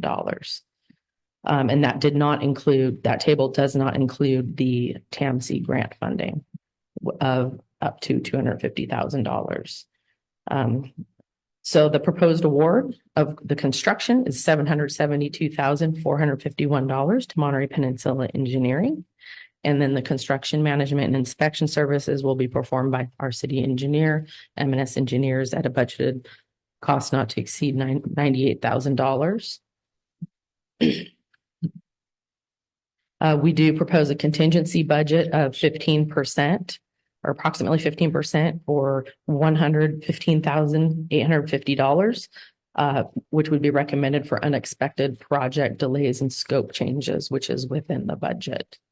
And staff recommends that City Council adopt the proposed resolution and award the construction contract to Monterey Peninsula Engineering and authorize the city manager to negotiate and execute the construction contract for those services, and authorized construction management and inspection services will be performed by the city engineer, M&S Engineers. Thank you very much. I'll now go to public comments. Do we have any public comments on this item? Seeing none, I'll bring it back to council for action. Just out of curiosity, do we have any idea why there's such a dramatic difference in the quotations?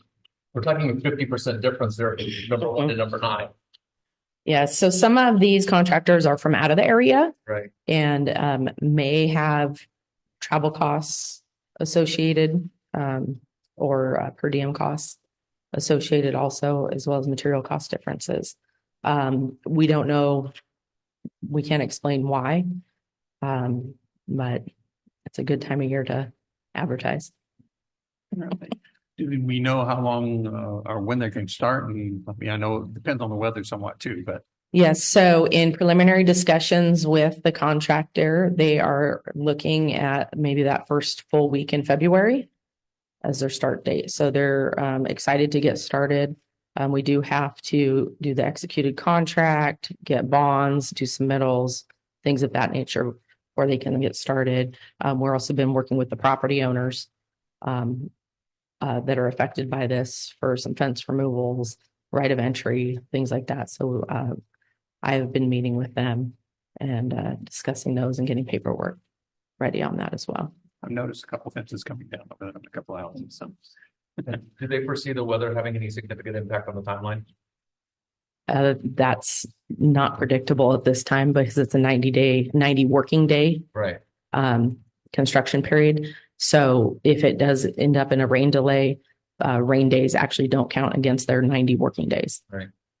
Oh, I understand that. That's why I'm going after this, is because we expect this to be a fairly rainy winter. So. Well, and it's been spotty. They can, contractors can work in light rain. That depends on what trade they're doing at the time as to whether or not they would be able to work that day or have to take a rain delay day. Right. Entertain a motion on it. Move approval. Need a second. Then moved and seconded. All in favor signify by saying aye. Aye. Opposed? All right. Thank you very much. Thank you. All right. J4, resolution, City Council, City of Greenfield to approve to supplementally appropriate funds for fiscal year 23-24. Staff report, please. Good afternoon, Mayor, City Council. This is going to be lengthy. I'll read most of it, but I will summarize certain parts and I'll let you know where I summarize. In an effort to reduce costs, improve efficiency, and advance California's goal of reducing greenhouse gas emissions, which mandate that all new vehicles sold in the state be electric vehicles by 2035, the Greenfield Police Department is proposing a pilot program to transition several of its internal combustion engines, ICE, to battery electric vehicles, BEV. The implementation of a battery electric vehicle pilot program is not merely a practical step to replace an aging fleet, but a transformative leap towards a greener, more economically efficient, and technologically advanced future for our city. Police Department staff conducted research and due diligence into the BEVs, manufacturers, and related technology. Staff research focused on several areas identified as crucial to the needs of the department and to long-term success to BEV fleet, which included safety, reliability, total cost of ownership, EV product maturity, maintenance, technology, environmental impact, and realizing California's mandated climate goals. The department research identified Tesla as a clear market leading BEV manufacturer that meets or exceeds department needs in the areas listed below. Police department staff also conducted comparison research to identify other law enforcement agencies where Tesla BEVs were deployed. There's at least 30 law enforcement agencies in the United States that have integrated Tesla BEVs into their fleet. Why Tesla? Safety, reliability, and performance are critical elements of successful public safety fleet operations. Legacy ICE automakers have been plagued by recent and significant recalls and performance issues by General Motors and Ford related to Chevy Bolts and Mach-E's respectively. These automakers have struggled in the transition to manufacture all-electric vehicles at a scale and have yet to demonstrate mature, reliable products in the BEV space. We'll move down to the next paragraph. As an organization, Tesla was built to address the negative impacts of climate change. Founded in 2003, Tesla's mission is to accelerate the world's transition to sustainable energy. Over the course of the next 20 years, Tesla has evolved and emerged as the all-electric EV market leader with the safest, most mature products with advanced technology. The Tesla Model Y proposed for the pilot program outperforms existing vehicle options, both electric and gas-powered, in all relevant metrics. In addition, the Tesla Model Y is the safest vehicle ever crash-tested by the Insurance Institute for Highway Safety and received a 5-star rating in all categories and subcategories. Charging infrastructure. Sufficient charging infrastructure to support a BEV program is a critical component to the success of this pilot program and would serve as a significant step towards the long-term goal of a sustainable carbon-neutral energy future. Working in partnership with PG&E, Central Coast Community Energy, 3CE, and City's Public Works, city staff has reimagined the future of fleet parking areas to support the installation of chargers, solar panels, and battery storage, essentially a microgrid. However, this will require significant investment and planning, so we'll leave that for a future capital improvement project. For this pilot program, we will install 2 level 2 220-volt chargers. The installation of the level 2 chargers is relatively inexpensive, at approximately $500 each. We would also offset the cost by incentives from 3CE of up to $5,000 per charging port. Level 2 chargers can easily provide up to 52 miles of range per charging hour, and for this pilot program, this is more than sufficient. Additionally, the police department is outfitted with a diesel backup generator. Power goes down, the diesel generator produces 230 kilowatts of energy to easily charge the vehicles along with the standard functions of the city building. Furthermore, Tesla superchargers at the SLS shopping center have a power pack batteries backup system that keeps them online in the event of power failure or rolling blackouts. Incentives. The 2 BEVs qualify for several federal, state, and local incentives. The Inflation Reduction Act extended tax credits to new BEVs. More importantly, beginning 2024, the credit is given at the point of sale, $7,500 per new vehicle. The upfitter for the vehicle build-out, Unplugged Performance, will assist on the PD with this credit. Central Coast Community Energy, 3CE, provides a host of services, rebates for fleet planning, purchases, and charging infrastructure. On the infograph, you can see they will plan the fleet, electrify fleet, and how we charge our fleet. The City of Greenfield is a member agency of 3CE, and the city is entitled to free services from 3CE. 3CE requires 1 applicant per member agency, and Community Engagement Coordinator Fabiola Lopez is Greenfield's applicant and point of contact. Ms. Lopez is well along in the application process for the city in gathering the necessary fleet information. In addition to the services offered, 3CE offers rebates for each vehicle and rebates for each charging port installed. The rebates are $5,000 per vehicle and up to $5,000 per charging port. The vehicle rebates increase as the vehicle class increases. We're also working with Jake Whitaker, Director of Grant Services from the Public Safety Policy Group, to identify and apply for additional grants. Most rebates and incentives can be applied retroactively. So even after the purchase of the vehicle and even into the following year, we can still apply for those grants. So analysis, and this is where the real savings comes in. The total cost for fuel for the police department during the 2022-2023 fiscal year was over $112,000. In this last cycle, from July to November 2023, we have reached almost $50,000 in fuel expenditures. And that's at the city's average and discounted price at $3.80 a gallon. For comparison, we use two patrol vehicles, 2018 Dodge Charger and a 2019 Chevrolet Tahoe. The vehicles average about 25,000 miles per year. Looking at the 2018 Dodge Charger with an 18.5 gallon tank at $3.80 a gallon, it costs approximately $70.30 to fill up. With an average of 13.5 miles per gallon, traveling those 25,000 miles, the amount of fuel used was 1,851 gallons. We multiply that by the price of gas, $3.80, and we come up to over $7,000 in fuel costs for the year. Now, looking at the 2019 Chevrolet Tahoe, 26-gallon gas tank at $3.80 a gallon, it costs $98 to fill. With an average of 11 miles per gallon, traveling approximately 25,000 miles, the amount of fuel used was 2,272 gallons for the year. Multiplied by the price of gas, that's $8,636 for fuel for the year. In comparison, the current electricity rate is an average of 22 cents per kilowatt hour. A Tesla Model Y long range has a 74 kilowatt battery, which would cost $16.28 to fully charge. With a range of 330 miles divided by the same 25,000 mile average, it would come out to 75.75 charges for the year.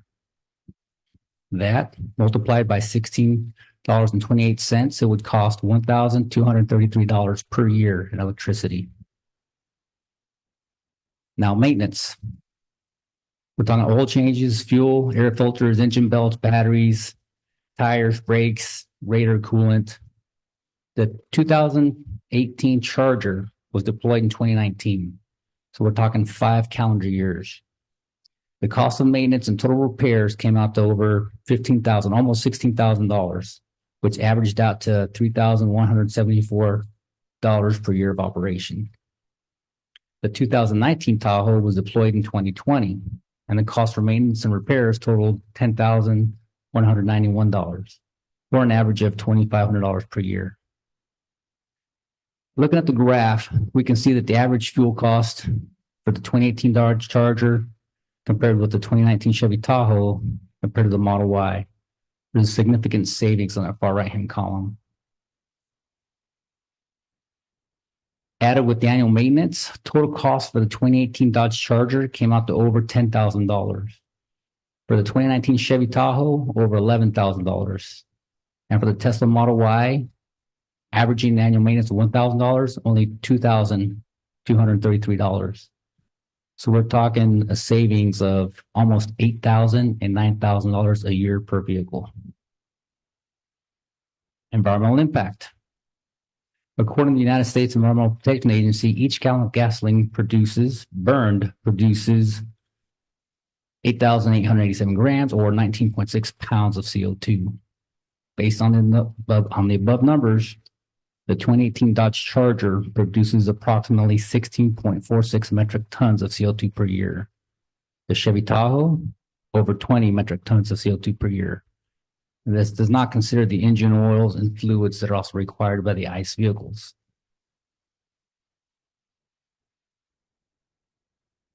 Purchasing and upfitting. Looking at the graph, the price of vehicles have gone up considerably. In 2022, we bought Ford Explorer. It cost us just under $44,000. The following year, the price increased to $52,500. The Tesla Model Y long range we're looking at will be just under $49,000. So it's comparatively priced a little bit cheaper than the newer 2023 Ford Explorers. However, the cost of upfit is significantly higher. With an average of about $30,000 between the last two vehicles for cost for outfit, we're expecting a range between $30,000 and $40,000, so possibly an extra $10,000 to upfit the vehicle. And that's to the wheels, suspension, and brakes that need to be upgraded to make it pursuit capable. Financial impact. So staff is requesting $200,000 for the pilot program. which is considerably high for two vehicles. We anticipate coming under budget with the purchase, upfit, and charging infrastructure. However, we are erring on the side of caution in the event of unforeseen expenses. With the expected rebates and incentives ranging between $25,000 and $40,000, depending on infrastructure costs, staff will be working hard to capture as much revenue as possible for the city. In addition, long-term fuel and maintenance savings over the life of the vehicles will be significant. The projected savings will be between $39,000 and $45,000 per vehicle over 5 years. An added benefit of the maintenance savings is also the amount of time the vehicle is in operation. For example, the Fremont Police Department found their battery electric vehicles were in service 27 more days per year than their ICE vehicles. This improves operational efficiency by cutting employee time having to complete work orders, transporting the vehicles to maintenance yards, and employees conducting the services. If approved, the council will be appropriating $200,000 for the purchase of 2 new Tesla Model Y long-range vehicles with equipment needed to upfit them. The funds will be appropriated to the Police Vehicle Fund. In conclusion, the proposed pilot program will allow the PD to test and learn how to best proceed with the state mandated implementation with a methodical, tested, and efficient program. This proposal is grounded in the pursuit of sustainable urban development and is aimed at reaping the numerous benefits associated with embracing electric mobility. Cost savings and economic efficiency, technological innovation and future-ready infrastructure, community engagement and well-being, environmental stewardship. And to briefly summarize that, the police department has been pretty aggressive in pursuing grants or rebates or reimbursements ranging from traffic safety, wellness, to our mandated post trainings that we attend. For example, in the last 2 years, the police department is able to claw back almost $60,000 in training funds from the state, and that goes right to the city coffers. We don't get that until we ask for it for next year. For example, the storms we had last year, 2023, we assisted the sheriff's department over a period of weekend during their highest times with the expected flooding. We received over $6,000 back from FEMA. So we're actively clawing money back and trying to bring as much money back to the city as we can. So as future incentives come out, which they will, as the Inflation Reduction Act gets into place and the money is distributed to the state and agencies, we're going to continue to try and seek those funds for the city. And I am open to questions. Want me to start? Well, let's go to public comment first. Do we have any public comments?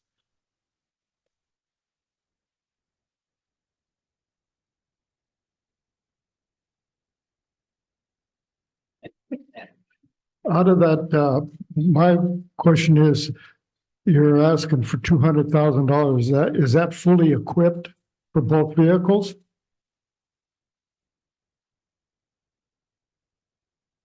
Yes, sir. Fully equipped with the charging infrastructure, with training for our public works people that handle the maintenance. So they're certified by Teslas to be able to maintain the vehicles up to standard.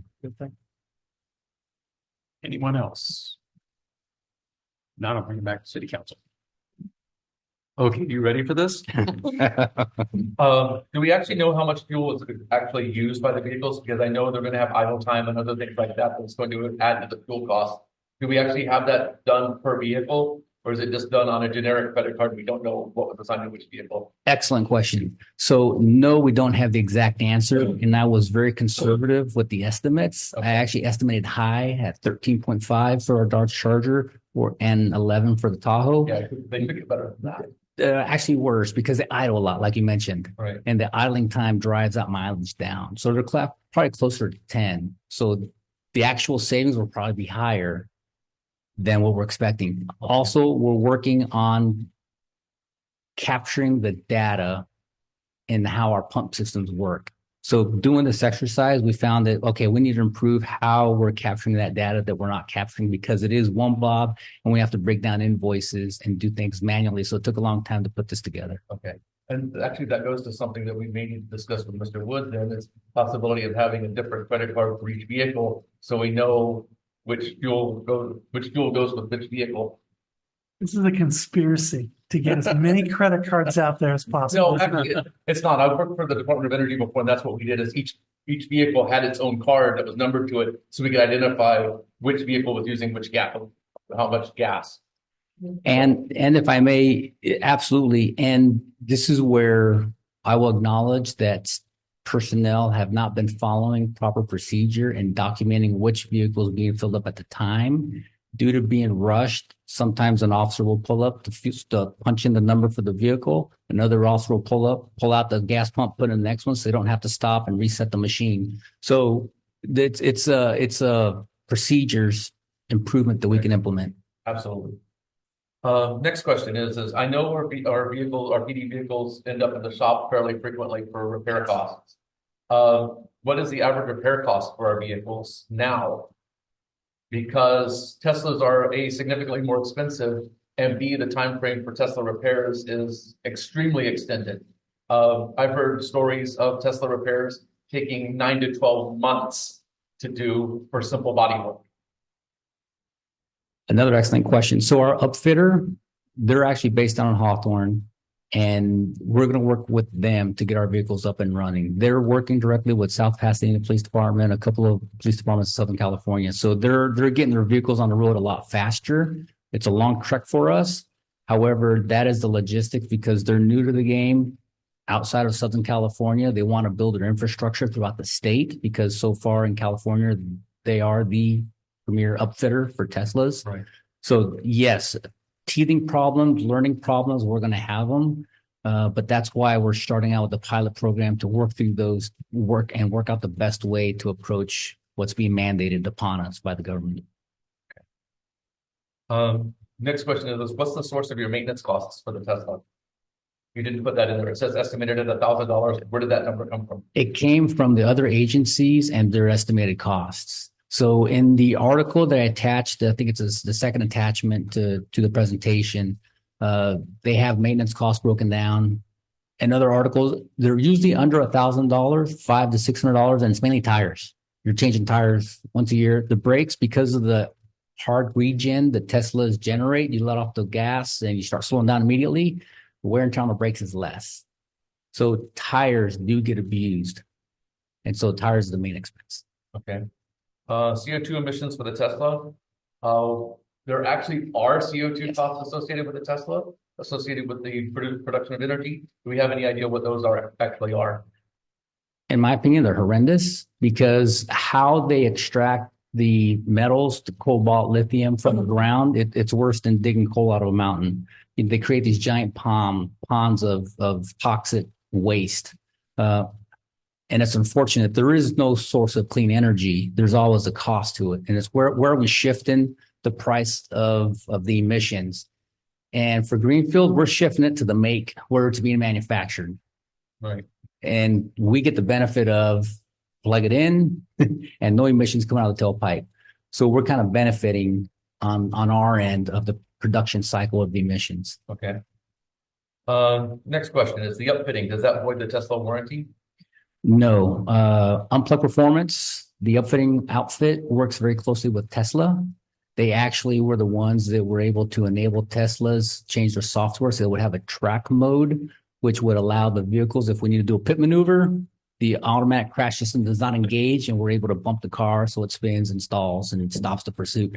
So no, it will not affect the warranty. Okay. And what's the time frame on upfitting Teslas? Approximately 3 months. Okay. Next question is you notice that you obviously have these identified as going to particular units. Which units would those be? And would a pursuit mode be necessary for both of those? One will be a patrol vehicle, and it's either going to go to our traffic officer or a supervisor. Okay. And the second one would be administrative vehicle.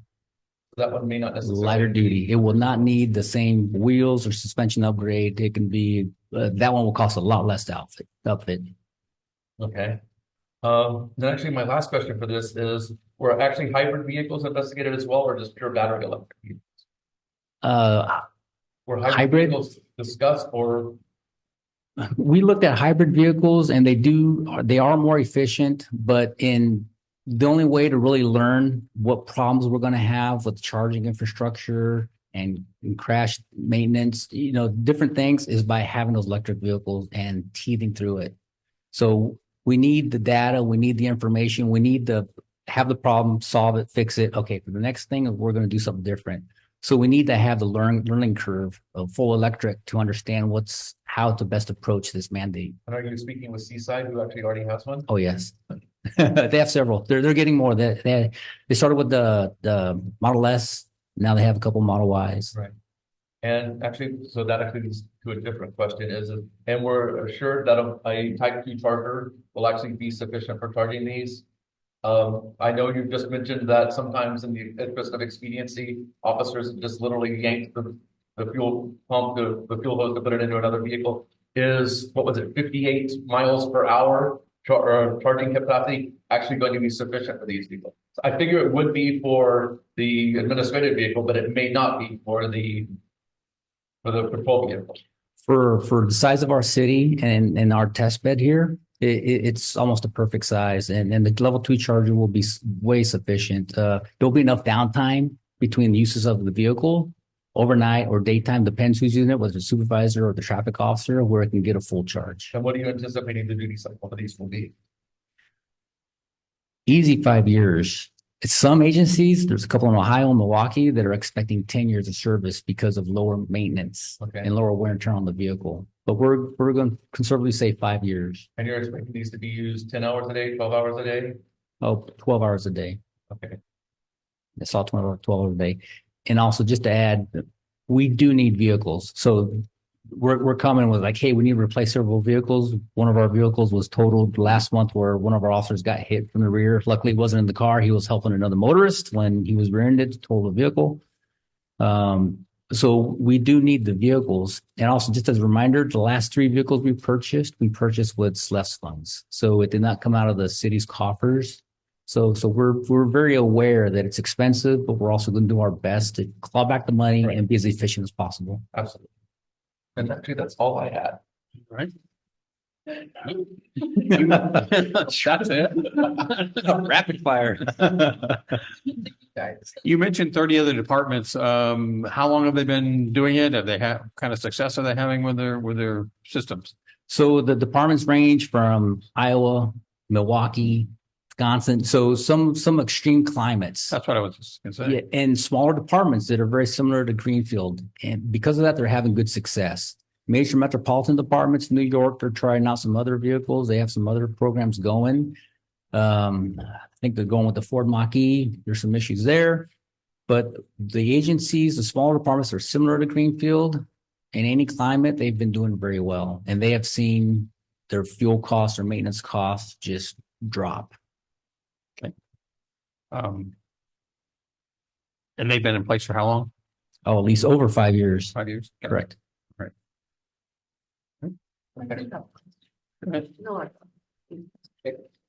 So, you said that it would be used for how many hours a day? At least 12 hours a day for the patrol vehicle.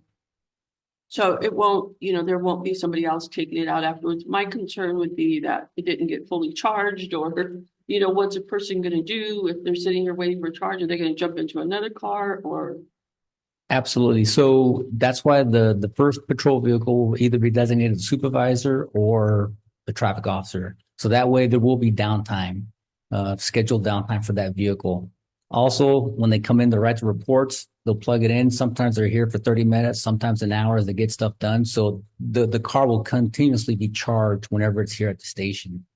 Will you be retiring any vehicles? Oh, yes. Yeah. Yes. We have 2 on the chopping block right now. I'll entertain a motion on that. Actually, I've got one more question for you. Right ahead. Are you aware of the issues recently with the, let me say, lack of quality for certain parts for the Tesla? And how does that impact the decision? Yes. And a lot of it had to do with the fit and finish of latches, door handles, the hoods. They have improved greatly since they had a real bad when they tried to increase their production rate. Right. They had a lot of problems with manufacturing defects. Since then, as actually middle of 2023, they've improved the quality, so less quality issues. Okay, because I'm actually been discussing with a couple of friends of mine in the UK, that there are significant issues with the suspension of the vehicles. And it's not just European based, it's also US based, where apparently they got in a batch of substandard parts and used them instead of 86ing the parts. So there are some fairly significant quality control issues that are being just coming out right now with Teslas. Correct. And that's why the wheels is the first thing that's going to be changed. But especially for the patrol vehicle, Right. it's the wheels, the brakes, and the suspension. It's all going to be heavy duty. The wheels are made in-house on Plug Performance, so they're lighter, less rotating mass, more efficient. So we'll actually get more mileage than what's advertised because you're dropping the amount of weight you're actually turning and pushing. So yes, we're going to change what we know is potentially defective and the weakest part. Okay. Need a motion?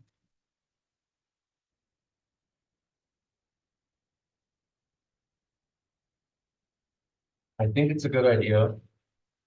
I'll go ahead and move approval of it, All right, been moved. especially since most of the funding will not come from the city. Pilot program, right? Right, Like, and then we're signing up for anything else. exactly. I just have a lot of concerns about. Like, Oh, just I me. I understand, I do too. That's one of the reasons why I had the laundry list of questions. I do have some friends that do have these cars and one of them spent like 5 months in a rental. That concerns me because they're just like, oh, I have money in 5 months driving A nice car. a little roller skate with on. And just to add, we've had some issues. Our Chevy Tahoe, it has a new engine and it's only been in service 4 years. We purchased 2 new Dodge Durangos. 2021, we received them. One of the engines has already been replaced. And the other vehicle's also been in shop with water leaks. So it happens across the board. Our cars do get abused because of the idling and stop and go traffic. So it's something that's going to happen, and it happens already with the cars that we do have. Motion on the table, go on second. One second. It's Good. pilot. Yes. It's a pilot. Been And that's the moved- only reason I'm saying that. Right. Do it. Not It's been moved going in- to holding the whole fleet. Been moved and seconded. All in favor signify by saying aye. Aye. Opposed? Congratulations, Chief. Thank you. Thank you. Pilot. All right, J6, discussion and review of selecting a facilitator for city council team building training staff report. Thank you, Mr. Mayor. Members of the city council had requested that staff research the availability of team building facilitators to work with city council at a city council workshop at some point in the future. In April 2021, the city council and the city manager participated in a team building workshop that was facilitated by Bridget McGrath Massey, a local author, speaker, and management consultant. The results of the workshop were in your agenda. And in general, the council felt it was a positive experience. We'd like to have another workshop to expand on the previous experience. We've reached out and identified 4 potential facilitators. 2 of them are local in the Monterey Bay area, and 2 of them are more regionally based. The 2 that are local are Bridget McGrath Massey, who was the facilitator from 2021, and the other is Aubrey Michelle Slade, C4 Consulting, who works with a lot of government agencies locally. And then the 2 others, National Center for Executive Leadership and School Board Development, and the Public Dialogue Consortium. And I provided links for you to look on them. Staff believes that all the facilitators will be good, and it really they'd be personable and truly look to build the capacity of our council. The local facilitators will either have experience with or have come recommended to staff. The more regional facilitators have come at the suggestion of the city attorney's office. Lozano Smith has used them in the past. So this is a discussion item only. We're not looking for choices yet. But so we kind of would just like to know if the council would prefer more local people or more regional. The more regional ones, if you took a look at the scope of their services, they seem to cover a lot of things from strategy to team building to communication with the public. So it's really a question of do we want to be narrowly focused on this training that's going to be just about team building? Or do we want to say, you know what, maybe we could incorporate some other things that we want to make sure that we're getting done correctly, strategic planning, communication with the public, trying to get the public more engaged. I'm sure the local people could do it as well. It's just that the regional ones kind of focus on it. So it's really just a discussion item so that it's going to help us come up with what we think might be the right facilitator for us.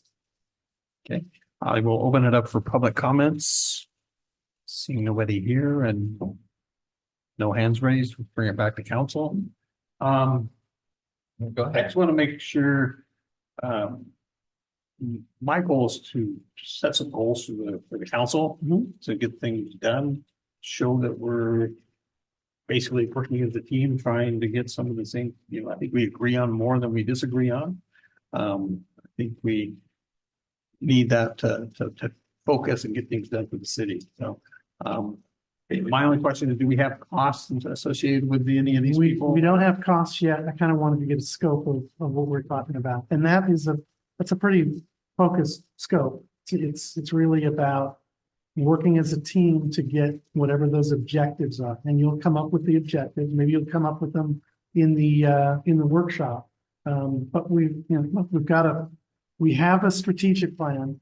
And to the extent that everyone agrees with what we've got in general, the targets, the goals are not going to be far off from each other. So I think almost anybody could do it. Local people might be better, maybe a better resource. So I can come up with some costs. And if all four candidates or potential facilitators, if I can get some costs from them to do the same thing, then I'll bring those in and at a point in time where you can take a look at that. And Weigh it out. Yeah, weigh it out and make a decision. We could probably do that with this council vote. So actually, I'd like to add one additional to the mix. Okay. That's Baker Tilly. They just took over the firm that the Solid Waste Authority used for their strategic retreats. They're actually based in San Jose. This office is. The office is in San Francisco. The group that we used was based in San Jose. And we just had a workshop on exactly that. Goal setting, norm setting, basically going through the strategic planning phase for Solid Waste Authority to figure out what we were going to look like for the next 24 to 36 months.